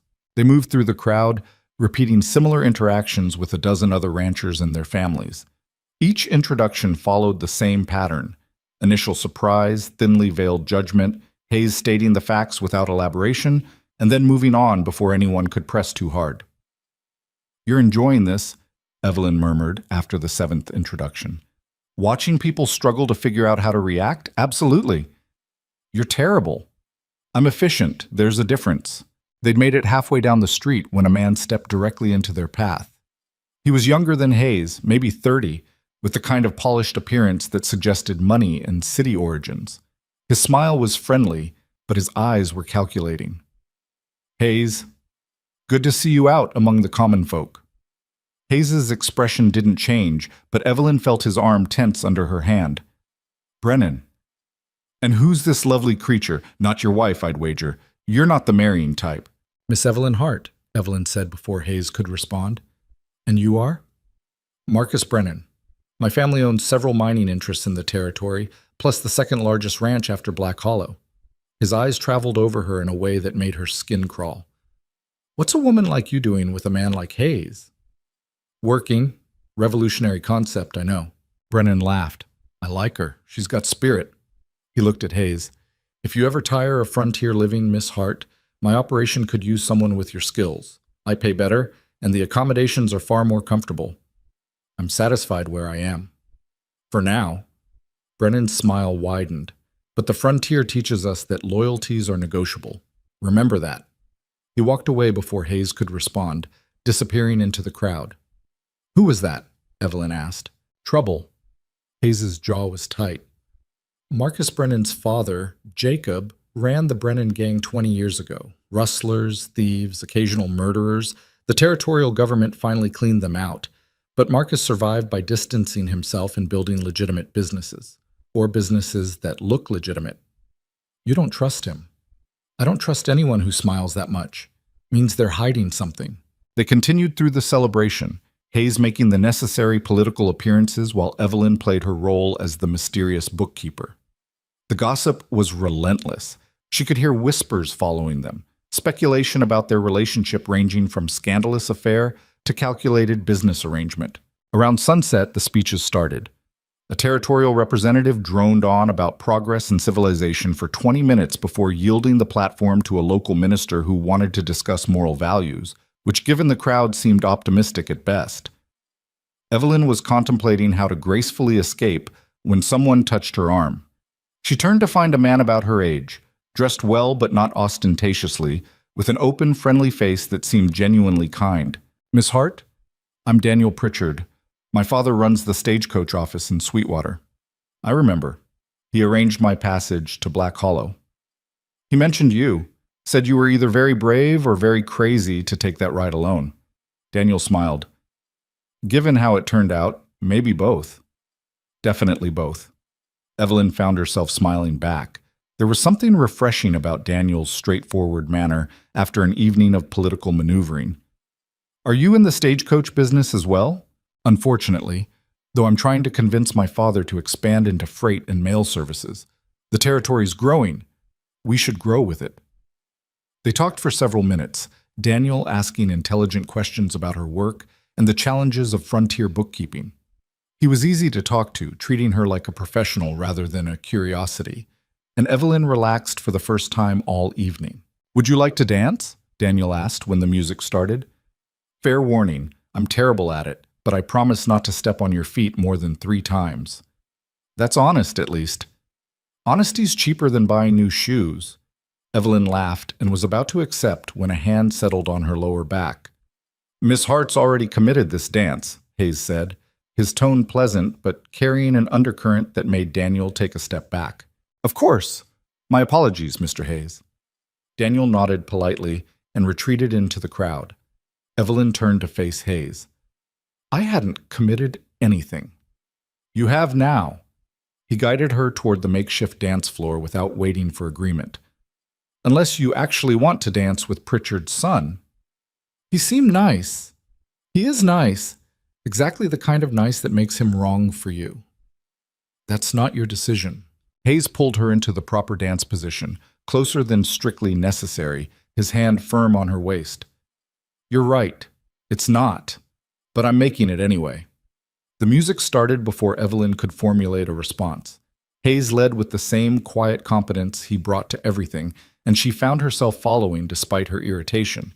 He was surprisingly good, better than someone who spent most of his time on a horse had any right to be. "You dance well," she said grudgingly. "My mother insisted I learn. Said a man needed social graces even if he planned to spend his life working with cattle." Was she right? She was right about most things. Something flickered across his face, pain, maybe, or old grief. "She died when I was 20, never got to see Black Hollow." It was the most personal thing he'd ever shared, and Evelyn wasn't sure what to do with it.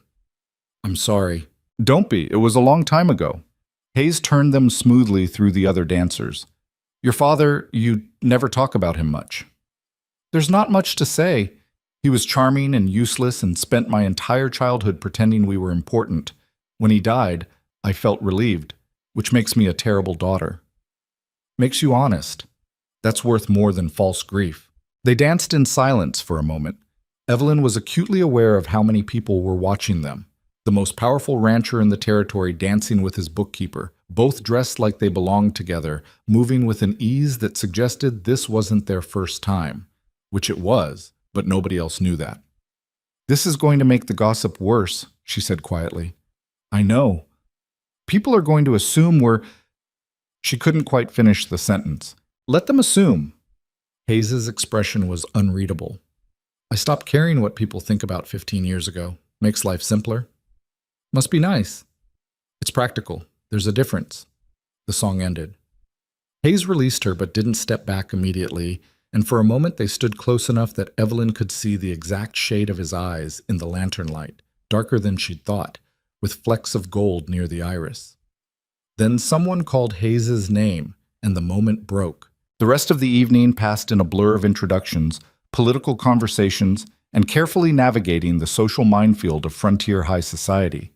Evelyn fielded questions about her background, her work, and her intentions with a patience she didn't feel, while Hayes remained a solid presence at her side.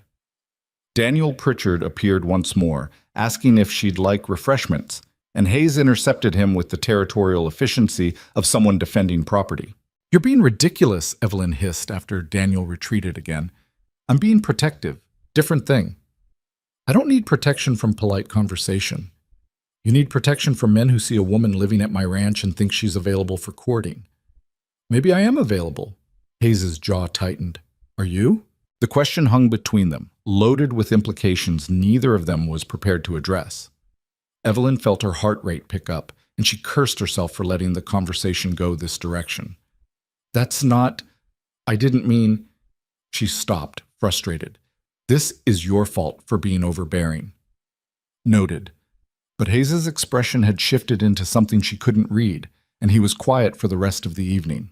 They left around midnight, the celebration still going strong, but both of them ready to escape.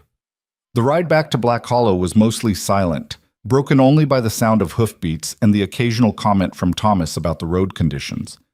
Hayes helped Evelyn down from the carriage when they arrived, his hands lingering on her waist a moment longer than necessary. "Thank you for coming tonight," he said. "I know it wasn't easy." "It was fine. It was political theater, and you played your part perfectly." He stepped back. "Get some rest. Tomorrow we're back to actual work." He walked away before she could respond, leaving Evelyn standing in the yard with Martha, who had appeared from the house with a knowing smile. "Well? Well, what? How was it?" "Exhausting, complicated. I'm going to bed." "That's not an answer." "It's the only answer I have." Evelyn headed for the house, acutely aware that Martha was still smiling. In her room, she changed out of the dress with relief, hanging it carefully despite wanting to throw it in a corner. Her reflection in the mirror showed a woman who looked nothing like the desperate girl who'd arrived at Black Hollow 2 months ago. That woman had been lost, broke, and terrified. This woman looked like she belonged somewhere. Evelyn wasn't sure which scared her more. She fell asleep still thinking about Hayes's question, "Are you available?" and her own cowardice in not answering it honestly. The following days brought their own complications. Word of the celebration spread through the ranch network, and suddenly Evelyn was fielding comments and questions from ranch hands who'd never spoken to her before. "Heard you dance with the boss," one said while she was carrying ledgers to the study. "We danced once, it's not a scandal." "Didn't say it was, just interesting is all." Cooper was more direct. "Hayes has been in a mood since the celebration. You two have a fight?" "No." "Then why is he snapping at everyone and riding out to check fences that don't need checking?" "Maybe he just likes fences." "Nobody likes fences that much." Cooper studied her. "Look, I've worked for Hayes for 12 years. I've seen him angry, frustrated, focused, every variation of intense that exists, but I've never seen him uncertain, not until you showed up." "That's not my fault." "Didn't say it was, but you might want to figure out what you want before he decides to make things simpler by firing you." "He won't fire me. The books are perfect. There's more to running a ranch than books." Cooper walked away, leaving Evelyn with that uncomfortable truth. She threw herself into work, implementing the new accounting system and training Martha's nephew, a sharp kid named Ben, to help with basic bookkeeping tasks. If Hayes was avoiding her, fine. She was avoiding him right back. Except she couldn't avoid him entirely because they lived in the same house and worked for the same operation. They collided in the study 3 days after the celebration, both reaching for the same ledger. Hayes's hand covered hers, and neither of them pulled away immediately. "We should talk," he said finally. "About what?" "About whatever this is." He gestured between them. "Because pretending it doesn't exist isn't working. There's nothing to talk about. You're my employer. I'm your bookkeeper. Everything else is people's imagination." "Is it?" Hayes's voice was quiet. "Because when Brennan looked at you like that, I wanted to break his jaw. And when Pritchard asked you to dance, I wanted to throw him off the property. That's not employer behavior." Evelyn's heart was beating too fast. "Then what is it?" "I don't know." He still hadn't let go of her hand. "But I know that before you arrived, this ranch was just work. A business I built because I was good at building things. And now, he stopped, frustration clear on his face. Now I come home and check if your light's still on. I make excuses to walk past your office. I brought you to that celebration not because of politics, but because I wanted you there. Hayes, Coulter. My name is Coulter. The shift from his surname to his given name felt significant, like crossing a line neither of them could uncross. Coulter, Evelyn said carefully. This is a bad idea. Probably. I work for you. People already talk. If we become... She couldn't finish the sentence. I know. His thumb moved slightly against her palm, a small gesture that sent heat through her entire body. But I'm asking anyway. Are you available? It was the same question from the celebration, but asked differently. Not possessive or jealous, just honest and uncertain and waiting for an answer that mattered. Evelyn should have said no, should have pulled her hand away, maintained professional distance, protected both their reputations and her job security. Instead, she heard herself say, I don't know. It wasn't the answer either of them wanted, but it was the truth. Coulter nodded slowly and released her hand. Fair enough. When you figure it out, let me know. He left the study, and Evelyn stood there holding a ledger she didn't need, trying to remember how to breathe normally. This was exactly the kind of complication she'd come west to avoid, so naturally she was walking straight into it anyway. The awkwardness lasted exactly 2 days before work made it impossible to maintain. A supplier dispute erupted over timber contracts, and Coulter needed the purchase records immediately. Evelyn was the only one who knew where everything was in the new system, which meant they spent 3 hours side by side in the study, pulling documents and building a case while carefully not addressing anything personal. This invoice shows they agreed to delivery by the 15th, Evelyn said, sliding the paper across the desk. And they're claiming the 22nd. Coulter's jaw tightened, trying to dodge the penalty clause. Which cost you $300 in delayed construction. Not if I can prove breach of contract.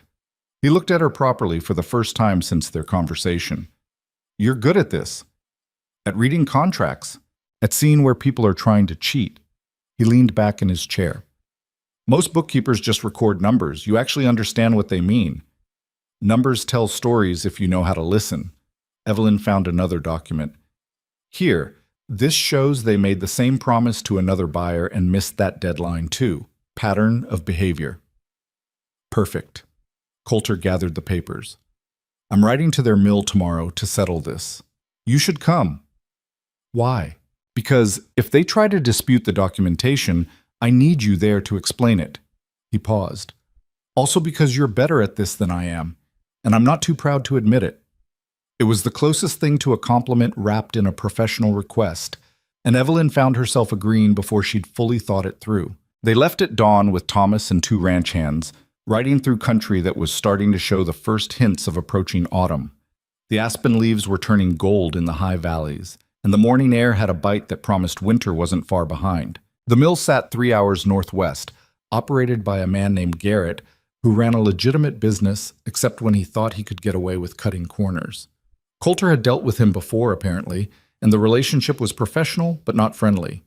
Garrett was in his office when they arrived, a cramped room above the mill floor that smelled like sawdust and old coffee. He looked up when Coulter entered, and his expression shifted from welcoming to wary. Hayes, didn't expect a personal visit? Didn't expect to need one. Coulter dropped the contract on the desk. You missed your delivery deadline by a week. Per our agreement, that's a $300 penalty. Now hold on. We had equipment problems. That's not our fault. The contract doesn't include exceptions for equipment problems. Coulter gestured to Evelyn. Miss Hart, would you explain what Mr. Garrett agreed to? Evelyn stepped forward, keeping her voice professional. Section 4, subsection 2, delivery shall be completed by the 15th of the month, with penalties of $15 per day for any delay, not to exceed $300 total. There are no provisions for equipment failure, weather, or any other circumstance. The deadline is absolute. Garrett's eyes narrowed. Who are you? The bookkeeper who actually reads contracts. Look, Miss Hart, was it? You don't understand how things work out here. We have informal arrangements. I understand that you signed a legal document and failed to honor it. Evelyn pulled out the second piece of evidence. I also understand this isn't the first time. You made an identical promise to Morrison Ranch 4 months ago and missed that deadline by 9 days. The color drained from Garrett's face. How did you? Public records. Morrison filed a complaint with the Territorial Business Office. She set the document on the desk. So either you pay Mr. Hayes the penalty you agreed to, or we file a similar complaint and you explain to every future client why you can't meet deadlines. The silence stretched. Garrett looked between Evelyn and Coulter, clearly trying to figure out if this was a bluff. Coulter's expression gave away nothing. He just stood there with his arms crossed, letting Evelyn handle it. Fine, Garrett finally said. 300. But this is the last time I work with Black Hollow. That's your choice. Coulter accepted the payment Garrett counted out with obvious resentment. But you might want to consider meeting your deadlines instead of burning business relationships. They left Garrett glaring at his desk and rode back toward Black Hollow. About an hour into the return journey, Coulter pulled his horse alongside Evelyn's. That was impressive. That was just preparation and documentation. That was you backing a man twice your age into a corner using nothing but facts. Most people can't do that. He studied her. You ever think about doing more than bookkeeping? Like what? I don't know. Negotiations, contracts, business development. You've got the mind for it. I have the job you hired me for. Jobs can expand. Coulter looked ahead at the trail. Black Hollow's growing. I'm getting offers for partnerships, mining interests, railroad deals. I need someone I trust to help evaluate them. You trust me? The question came out before Evelyn could stop it. With my accounts, my contracts, and apparently my reputation. He glanced at her. Yeah, I trust you. It was the most direct thing he'd said since their conversation in the study, and Evelyn felt something warm settle in her chest that had nothing to do with the afternoon sun. I'll think about it, she said. That's all I'm asking. They rode in comfortable silence for a while, the tension that had existed between them since the celebration finally easing into something that felt almost normal. Not quite friendship, too much was still unresolved for that, but something better than the awkwardness of the past few days. When they stopped to water the horses, Thomas approached Coulter with news that made his expression darken. Cooper sent word. There's been trouble at the north pasture. What kind of trouble? Fence cut, cattle scattered. Tracks suggest at least 4 riders. Coulter swore quietly. Rustlers? Cooper thinks so. He's already got men tracking them, but he wanted you to know. How many head did we lose? Maybe 20, hard to count until we round up the scattered ones.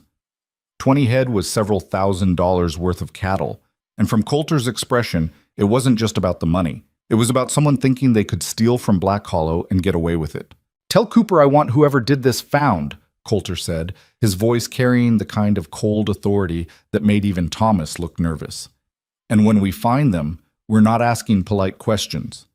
They rode hard the rest of the way back, reaching Black Hollow as the sun was setting.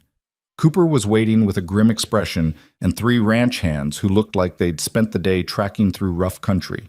We followed the tracks to the ridge above Miller's Creek, Cooper reported. Lost them in the rocks, but we found this. He held up a piece of torn cloth, red and black plaid, distinctive enough to potentially identify someone if they could match it to a shirt. That's not much, Coulter said. It's more than nothing. And one of the horses was shod wrong. Left front shoe has a twisted nail. That's distinctive enough to track if we see it again.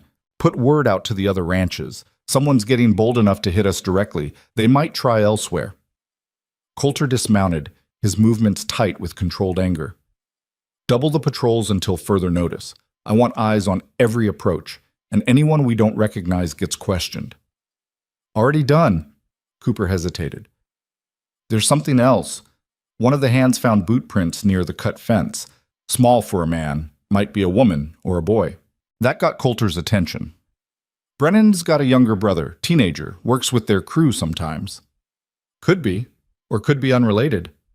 In my experience, nothing's unrelated when it involves stolen cattle and cut fences. Coulter turned to Evelyn. You should get inside. This might turn into something that needs handling. What kind of handling? The kind that doesn't involve bookkeepers. It was dismissal wrapped in concern, and Evelyn bristled even though she understood the logic. I can help. If you're investigating Brennan's operation, you'll need financial records. Not tonight. Tonight we're just trying to figure out who's stupid enough to steal from me. His tone softened slightly. Please, go inside. Evelyn wanted to argue, but the look on his face stopped her. This wasn't Coulter the businessman. This was Coulter the rancher dealing with a direct threat to everything he'd built, and there was something dangerous in his eyes that she'd only seen once before, when he'd saved her from the outlaws. She went inside, but she didn't sleep. Instead, she sat in her room listening to the sounds of men moving through the yard, horses being saddled, and low conversations that carried the weight of potential violence. Martha found her around midnight, carrying tea neither of them wanted but gave them an excuse to sit together. "He'll be fine," Martha said. "He's dealt with worse." "I know, Evelyn stopped, unsure how to finish that sentence.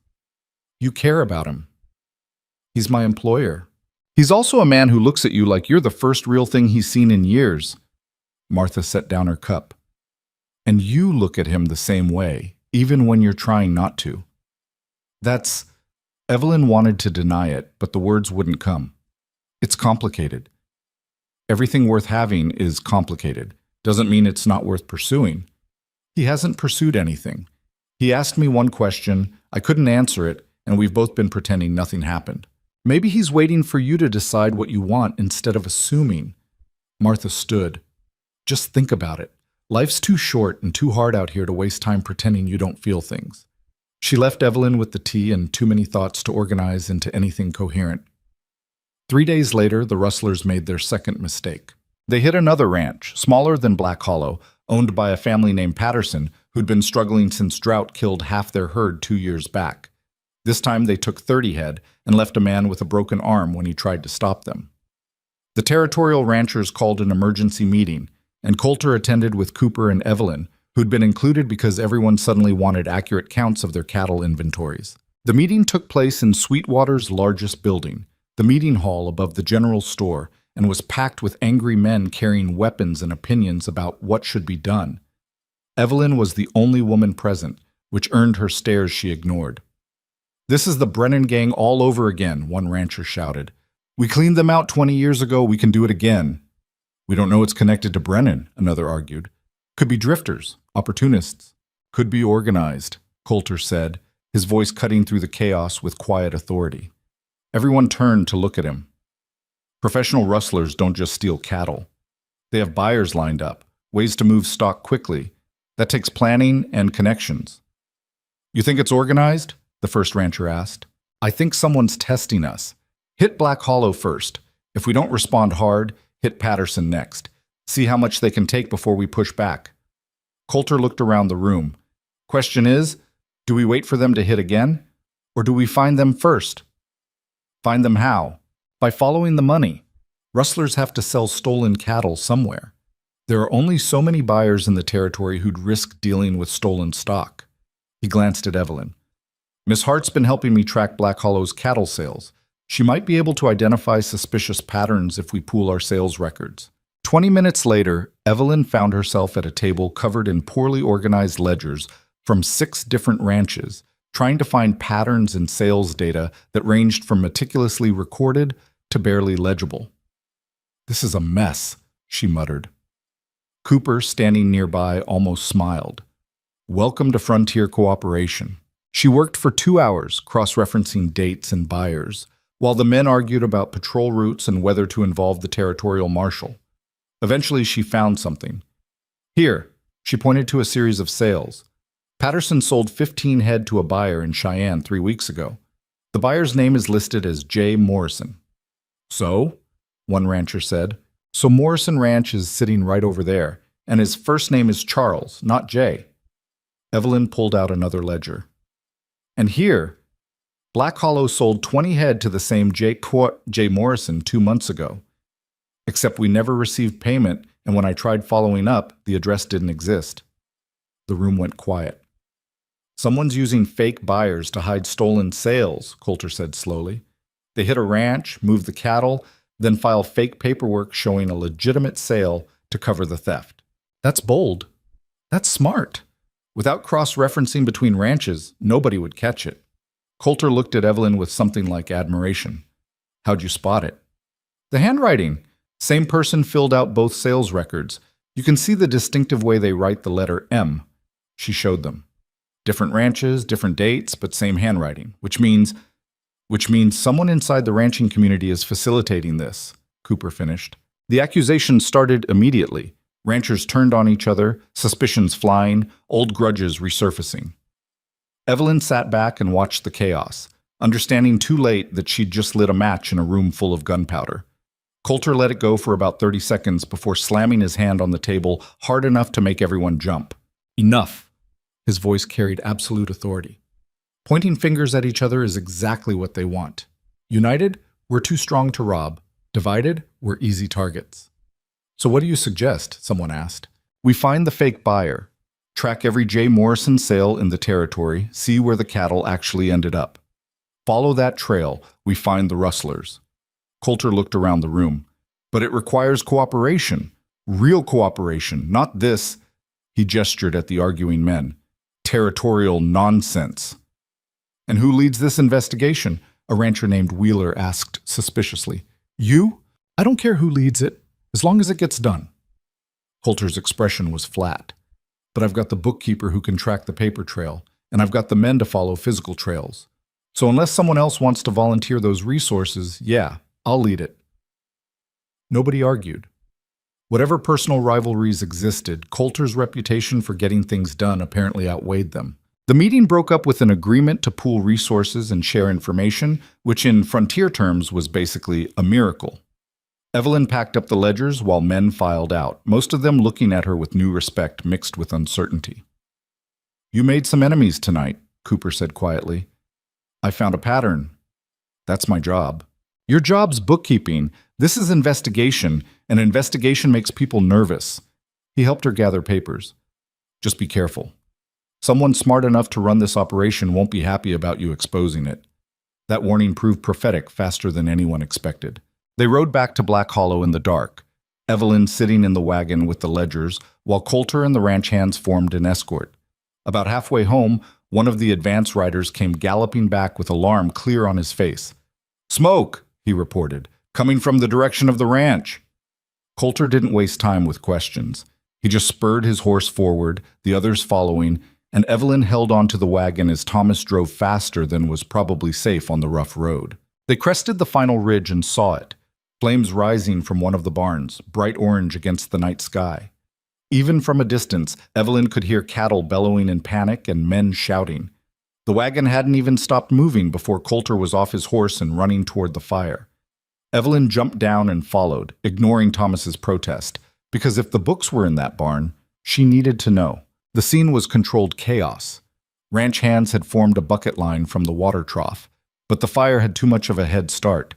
Martha was coordinating evacuation of nearby buildings, while others worked to move panicked horses away from the flames.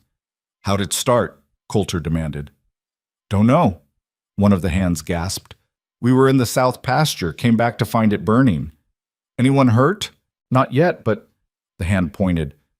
The tack room still got supplies in it, and if the fire reaches the hay storage, he didn't need to finish. A barn full of dry hay would explode, taking adjacent buildings with it. Coulter made a decision instantly. Everyone back. Let it burn. Focus on keeping it from spreading. Sir, the equipment can be replaced. People can't. Back. Now. They retreated, refocusing efforts on wetting down surrounding structures. Evelyn found herself holding a bucket, passing it down the line, her arms burning with effort. The heat from the fire was intense even at a distance, and smoke made breathing difficult. It took 3 hours to contain. By the time the flames finally died, the barn was a smoking skeleton, and everyone looked like they'd aged years. Coulter stood staring at the wreckage, his face expressionless but his hands clenched into fists. Cooper approached cautiously. We found something. What? Boot prints, same size as the ones from the fence cutting. He paused. And a piece of fabric caught on a nail, red and black plaid. The same fabric from before. Not a coincidence. A message. They're escalating, Coulter said quietly. First cattle, now property damage. Testing to see how far they can push. What do? We push back harder. Coulter turned away from the ruins. I want every man armed and on rotating watch. Nobody goes anywhere alone, and he looked at Evelyn. I want you to stay inside the main house unless absolutely necessary. I'm not hiding. I'm not asking you to hide. I'm asking you to not make yourself an easy target." His expression was harder than she'd ever seen. "Whoever did this knows you exposed their fake sales. That makes you a problem they might want to eliminate." The blunt assessment sent ice through Evelyn's stomach. She'd been thinking about the investigation as an intellectual puzzle, not as something that could get her killed. "I can take care of myself." "I'm sure you can, but I'd prefer not to test that theory." Coulter's tone softened slightly. "Please, just until we sort this out." Evelyn wanted to argue, but exhaustion and fear and the lingering smell of smoke made resistance feel pointless. "Fine, but I'm not stopping work. Didn't expect you to." The next week was tense. Coulter and Cooper organized a proper investigation, tracking the fake J. Morrison sales across 3 territories and slowly building a picture of an operation that was larger and more organized than anyone had suspected. The cattle were being funneled through a series of intermediary buyers, sold to legitimate stockyards, and the money was disappearing into accounts that didn't officially exist. It was brilliant, Evelyn had to admit. Without her spotting the handwriting match, they might never have connected the pieces. But the more they uncovered, the more dangerous it became. 2 other ranches reported suspicious activity. Someone took shots at one of Black Hollow's patrol riders, missing but sending a clear message. And the Brennan name kept appearing in the margins, not directly, but associated with properties and businesses that had connections to the fake buyers. "It's him," Coulter said one evening, studying the evidence spread across his desk. "Marcus Brennan's behind this, or involved. I can feel it." "Feeling isn't proof," Evelyn said. "No, but every thread leads back to his interests." He pointed to the documents. "This stockyard buyer. Brennan's father-in-law owns it. This freight company moving cattle? Brennan's got a stake, too many connections to be coincidence. Then we need something concrete, something that directly ties him to the theft. We're working on it." Coulter rubbed his face tiredly. "But Brennan's smart. He's insulated himself with layers of legitimate business." Evelyn studied the papers, her mind working through the problem. What if we don't go after him directly? What if we cut off his buyers?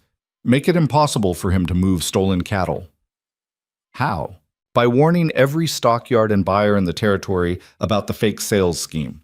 If they know the pattern, they'll refuse to buy from his intermediaries. That collapses his entire operation. Coulter looked at her with growing respect. That's actually brilliant. It's just business disruption. It's warfare using economics instead of bullets. He stood suddenly. "We'll need to move fast. If Brennan hears we're warning buyers, he'll try to stop us." "Then don't give him time to hear about it." Evelyn pulled out a fresh sheet of paper. "I'll draft a notice explaining the scheme. You have contacts at every major stockyard?" "Most of them." "Then we send riders tomorrow. Hit every buyer within 200 miles before Brennan knows what happened." They worked through the night, drafting notices and preparing evidence.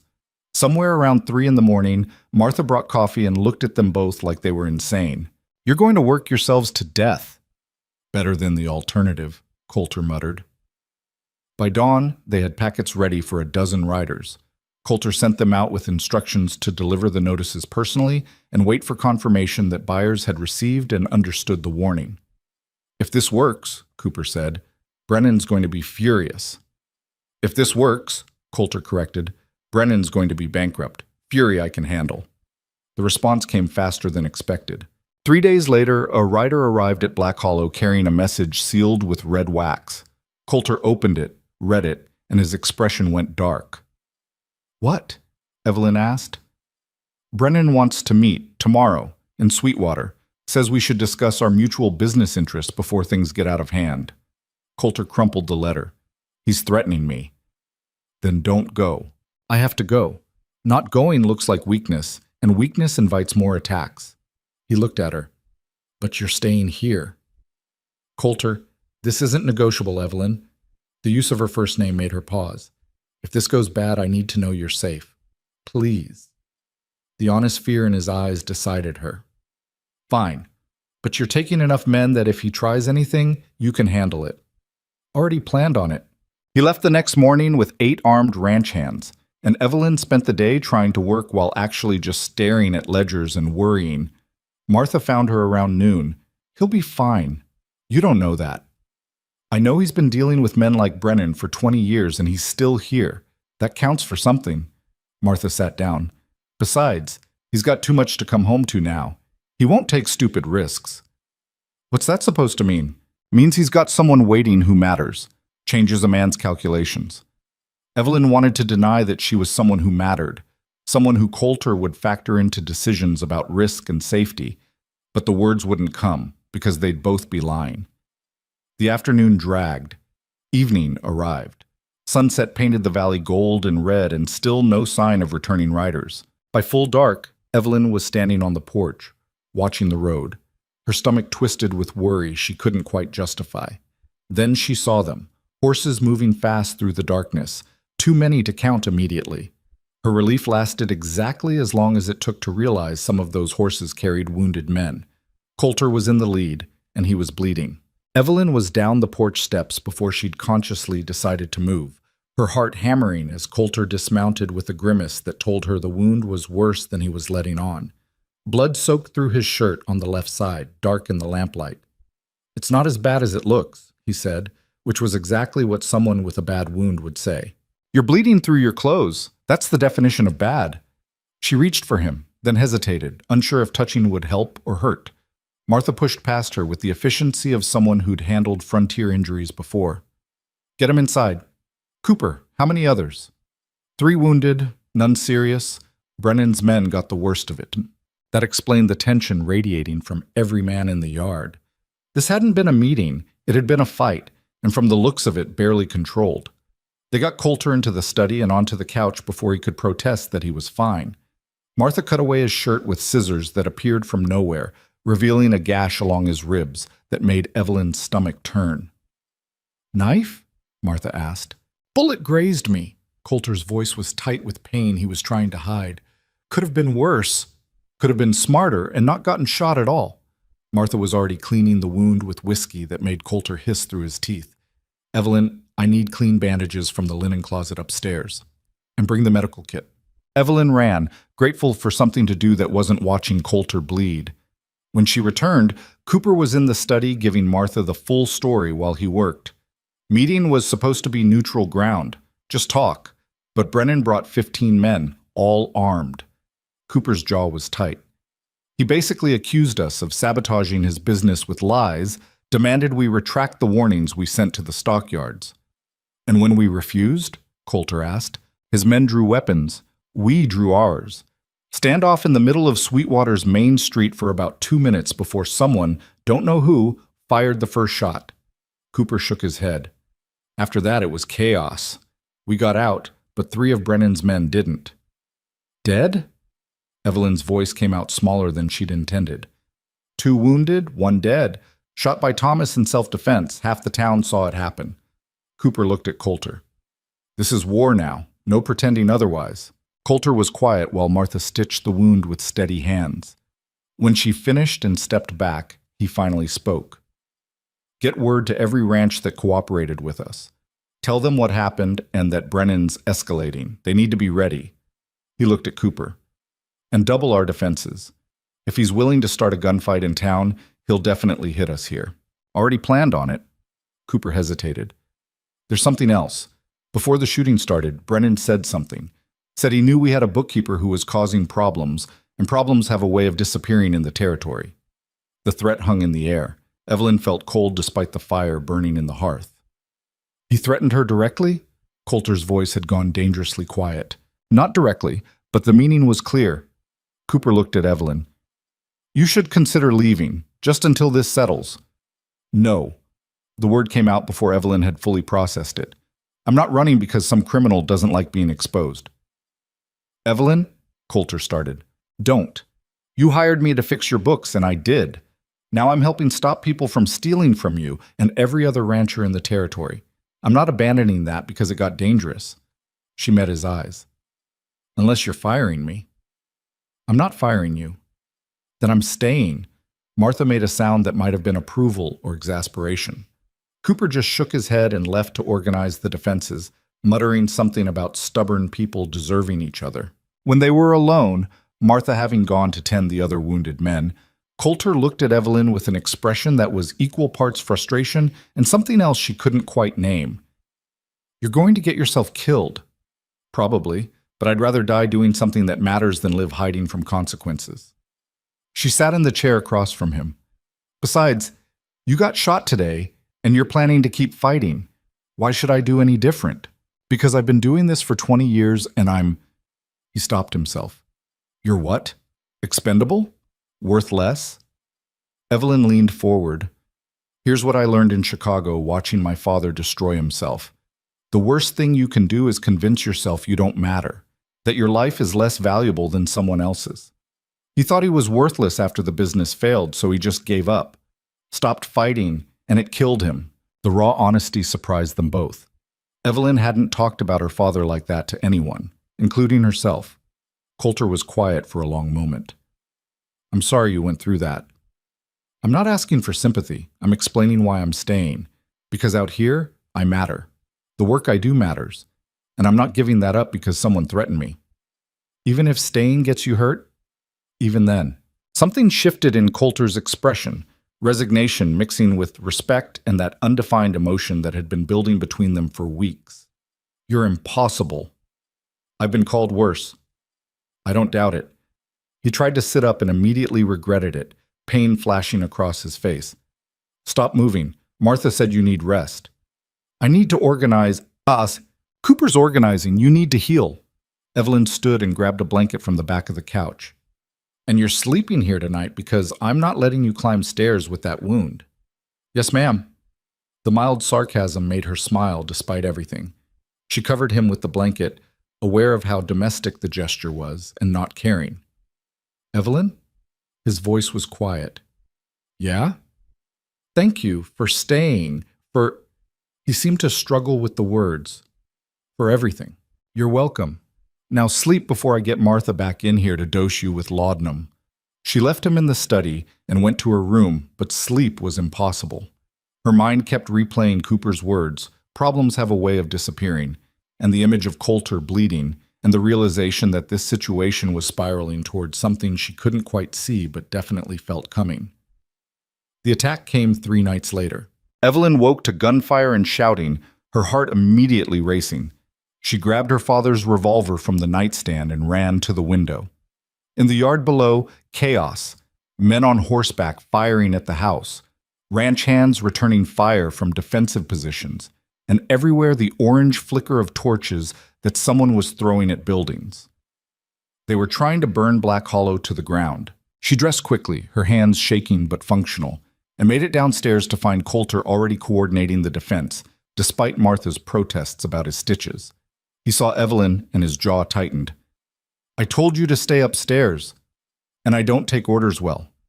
Where do you need me?" "Away from windows." "Coulter, please." The word cut through her brewing argument. "I can't focus if I'm worried about you getting shot." It was the most honest thing he'd said about his feelings, even wrapped in practical concern. Evelyn nodded and moved to the interior hallway, staying out of the direct line of fire, but close enough to see what was happening. The fight was brutal but short. Black Hollow's defenders outnumbered the attackers and had better positions. Within 20 minutes, the raiders were retreating, leaving 2 dead and several wounded behind. One of the barns was burning, again, but the hands had it under control quickly. When the gunfire finally stopped, Coulter went outside to survey the damage. Evelyn followed despite his earlier request, because she needed to see for herself. The bodies in the yard were young, too young, barely out of their teens. Ranch hands were already checking them for identification, pulling letters and personal effects from pockets. One of them found something that made his expression go dark. "Boss, you need to see this." Coulter took the paper and read it, his face becoming a mask of controlled fury. He handed it to Evelyn without a word. It was a contract, signed by Marcus Brennan, promising $500 to anyone who successfully destroyed Black Hollow's main house or killed its owner. There were 3 signatures at the bottom, the dead raiders, officially hired as mercenaries for murder. "He put a price on your head," Evelyn said quietly. "He put a price on my ranch. I'm just part of the package." Coulter stared at the burning barn. "This ends now. Tomorrow we're going to his operation, and we're ending this." "That's not a plan. That's revenge." Sometimes they're the same thing. He looked at her. I know you're going to argue about coming along. I'm coming along. So I won't bother trying to stop you. But you follow my orders exactly. Agreed? Agreed. Cooper approached, looking grim.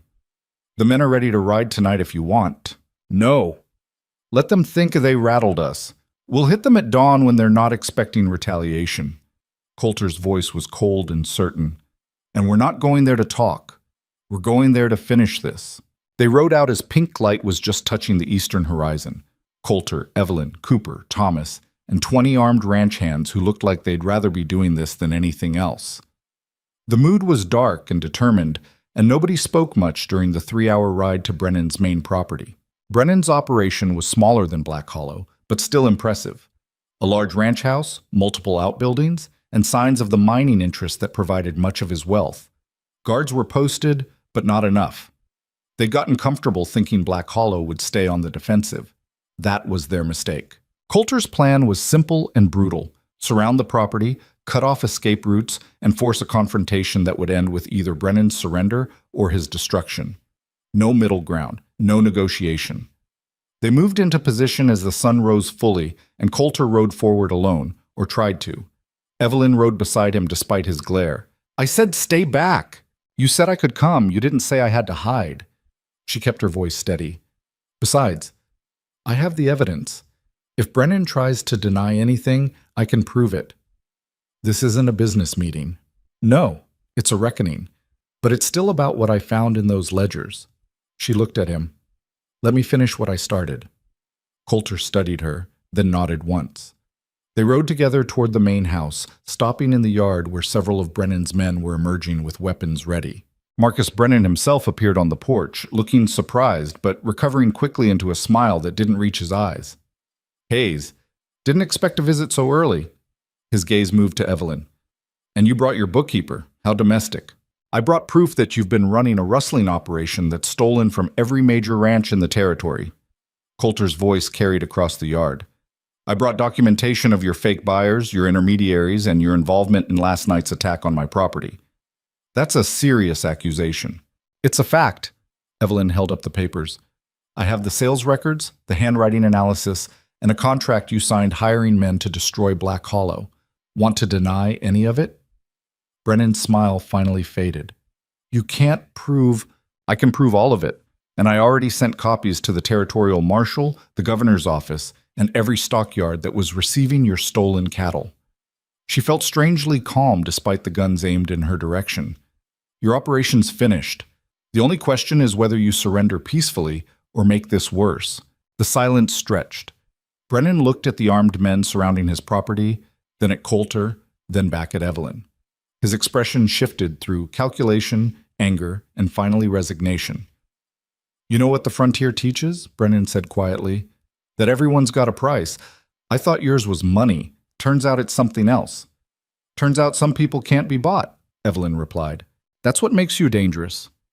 Brennan descended the porch steps slowly, hands visible. Fine. You win. I surrender. But this isn't over, Hayes. There's always another play. Not for you. Coulter dismounted. Cooper, secure the property. Thomas, take Brennan into custody. And, everything happened too fast to process sequentially. Brennan's hand went to a concealed weapon. Cooper shouted a warning. Evelyn's horse spooked sideways. And Coulter was suddenly between her and Brennan, his own gun coming up. The shots were nearly simultaneous. Brennan went down, blood spreading from his chest. Coulter stayed standing, but his left side, the same side with the barely healed bullet graze, was bleeding again, and his expression showed pain he couldn't hide. Coulter! Evelyn was off her horse and at his side before conscious thought caught up. I'm fine. He wasn't fine.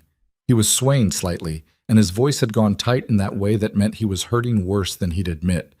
Martha was going to kill him, if he survived long enough for Martha to get the chance. Cooper and the ranch hands secured Brennan's men, who'd apparently decided surrender was preferable to dying for a boss who'd just gotten himself killed.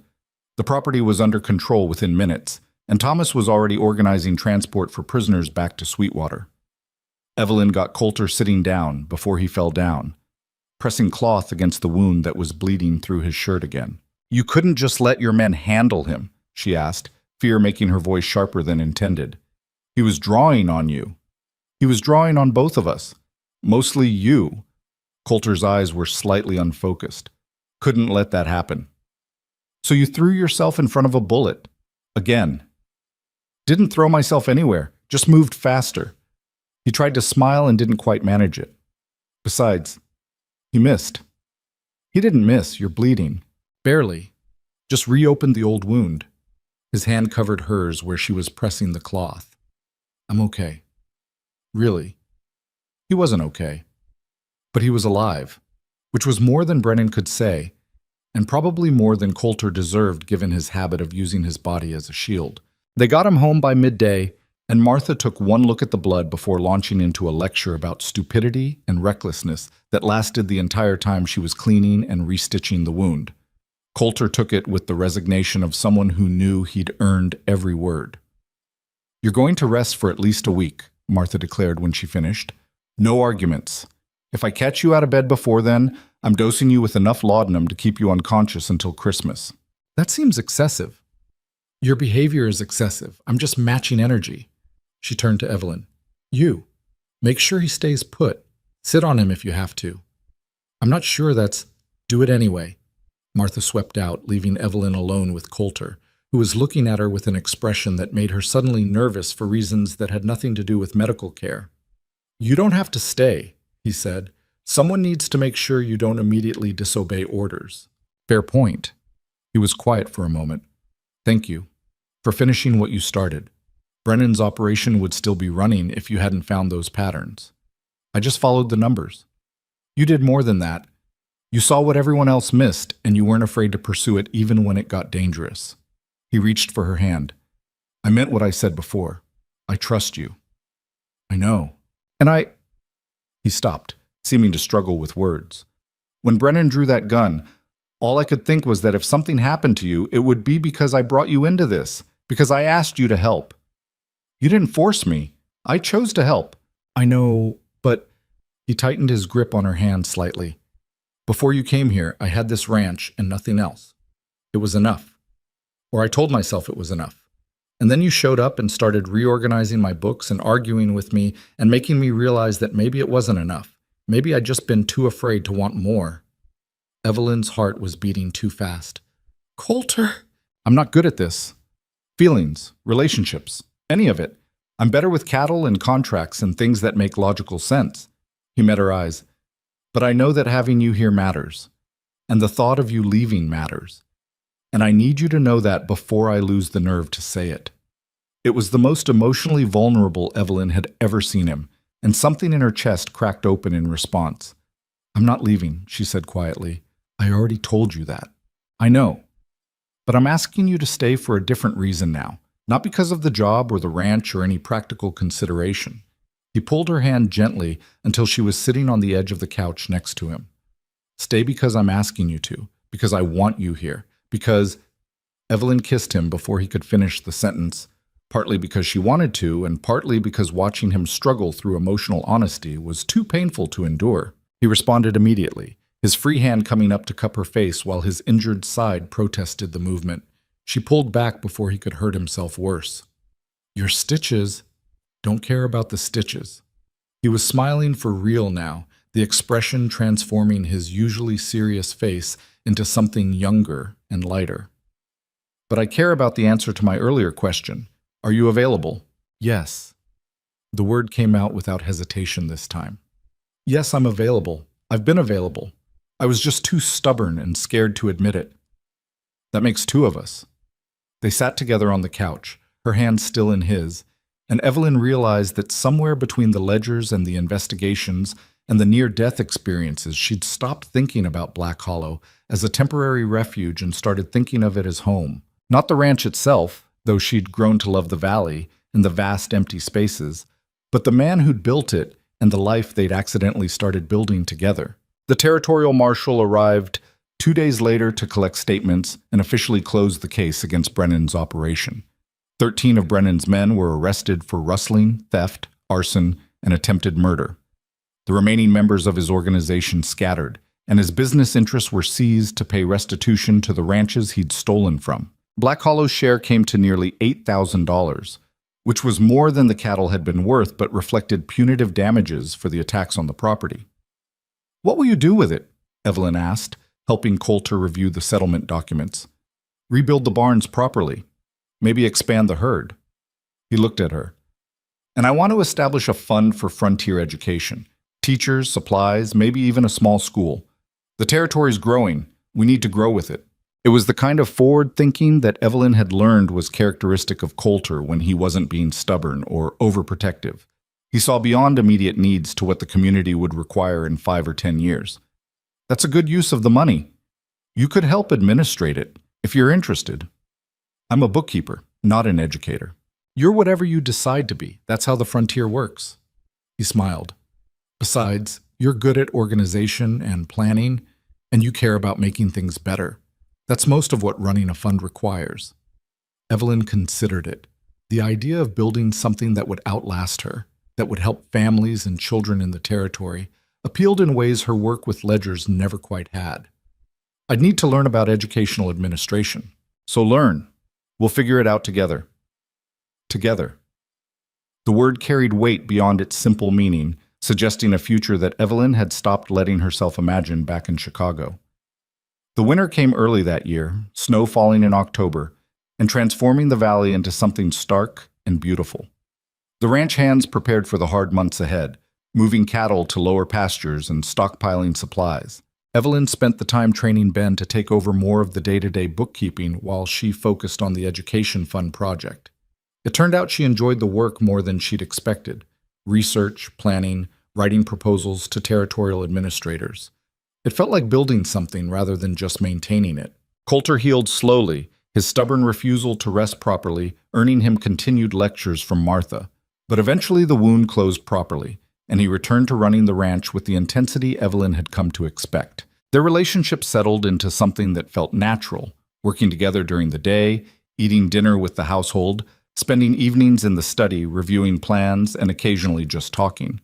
They were careful about public displays, aware that the territory was still gossiping about them, but in private they'd stopped pretending there wasn't something real developing between them. On a clear evening in November, Coulter took Evelyn riding up to the ridge overlooking the valley.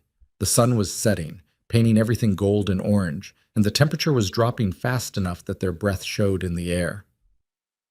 "This is where I stood when I first bought the land," Coulter said, looking out at the vista. 12 years ago. It was nothing, just empty grassland and potential. I thought if I could build something here, make it profitable and secure, that would be enough." "And is it?" "It was. Until I realized I'd built an empire and had nobody to share it with." He turned to face her. "I've been thinking about that, about what comes next." "Next?" "After the ranch is established, after the territory settles, after all the practical work is done." He took her hand. "I want to build something that lasts beyond business, something personal." Evelyn's heart was beating too fast. "What are you saying?" "I'm saying that I've spent 12 years building a ranch, and I'd like to spend the next however many years building a family. With you, if you want that." It wasn't a proposal exactly, or if it was the most pragmatic proposal in history, but it was honest and clear and entirely Coulter, which made it perfect. "I want that," Evelyn said. "I want all of it. The ranch, the valley, the completely impractical plan to build schools and raise children in the middle of Wyoming territory. All of it. Even though it's dangerous and hard and nothing like what you had in Chicago, especially because it's nothing like Chicago." She smiled. "Chicago was about pretending to be someone I wasn't. Here, I get to figure out who I actually am. And apparently who I am is someone who falls in love with stubborn ranchers who think getting shot is a reasonable business strategy. I only got shot twice. That's statistically not that bad. Twice is twice too many." "Fair point." He pulled her closer. "So is that a yes?" "That's a yes." They stood together on the ridge as the sun set completely, the valley darkening below and stars beginning to appear in the endless sky. Somewhere in the distance, cattle load and ranch hands called to each other, the sounds of a life that had become Evelyn's without her quite noticing. The wedding happened in December, a simple ceremony in Sweetwater with the territorial judge officiating and what felt like the entire valley in attendance. Ranchers who'd once whispered about the scandalous bookkeeper now brought gifts and well wishes. Martha cried. Cooper actually smiled. And Coulter looked at Evelyn like she was the only thing in the room that mattered. They returned to Black Hollow as husband and wife, and the ranch hands had decorated the main house with pine boughs and lanterns that made everything look almost magical. They went to a lot of trouble, Evelyn said, looking around at the decorations. They like you. Took them a while, but they like you. Coulter helped her down from the carriage. You earned their respect, which out here is worth more than affection. I'll take both if they're offering. Greedy. Practical. There's a difference. They fell into married life with the same pragmatic partnership that had defined their working relationship. Evelyn continued managing the books and developing the education fund. Coulter ran the ranch and started expanding into new ventures. A freight company, a partnership with the railroad, investments in the territory's future that would pay off in years rather than months. Together, they made Black Hollow into something more than just a successful business. It became a model for how frontier communities could work: fair wages, decent conditions, investment in shared infrastructure like schools and roads. Other ranchers started copying their approach, and the territory began to shift from Wild West chaos toward something resembling sustainable civilization. In March, Evelyn discovered she was pregnant. The news terrified and thrilled her in equal measure.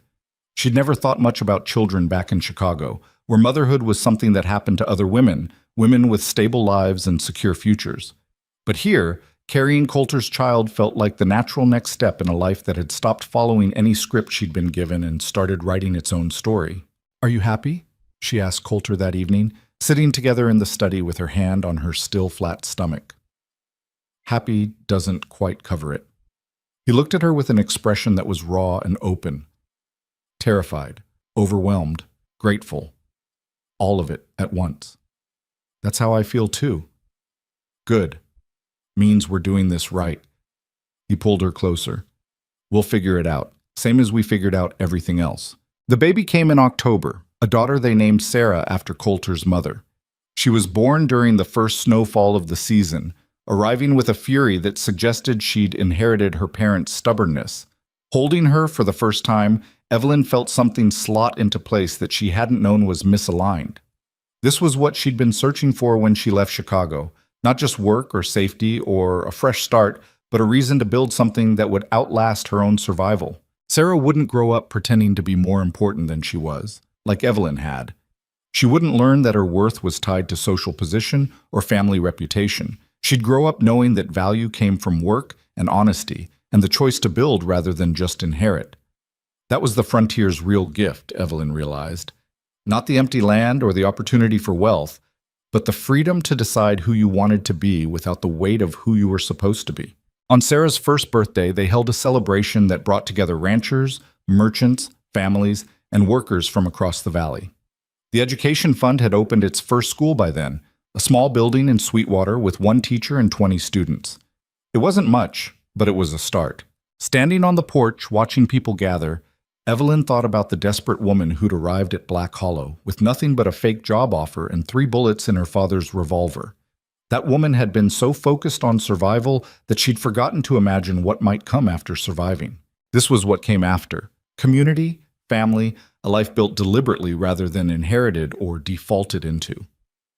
It wasn't perfect. Nothing was perfect out here, where the land itself fought against permanence. But it was real. And it was hers. And it was worth every hard choice that had led to it. Coulter appeared beside her, Sarah balanced on his hip and already reaching for everything within grab range. "What are you thinking about?" he asked. "About how sometimes the worst things lead to the best outcomes." She took Sarah from him, settling the baby against her shoulder. Losing everything in Chicago was the worst thing that could have happened, and it brought me here, which was the best thing that could have happened. That's very philosophical. I'm allowed to be philosophical. I helped build a school. Fair point. He wrapped an arm around her waist. Though technically I helped build the school. You just organized the finances. Same thing. Not really. They stood together watching the celebration, their daughter between them, and Evelyn understood something fundamental about happiness that her father had never figured out. It wasn't about pretending to be important or maintaining appearances or convincing yourself that you mattered. It was about finding work that needed doing and people worth doing it for and building something that would last beyond your own lifetime. The frontier hadn't made her important. It had made her useful, which turned out to be infinitely more valuable. Years later, when Sarah was old enough to ask about her mother's past, Evelyn would tell her about Chicago and debt and arriving in Wyoming with nothing. She'd tell her about ledgers and rustlers and a stubborn rancher who'd taken a chance on a desperate bookkeeper.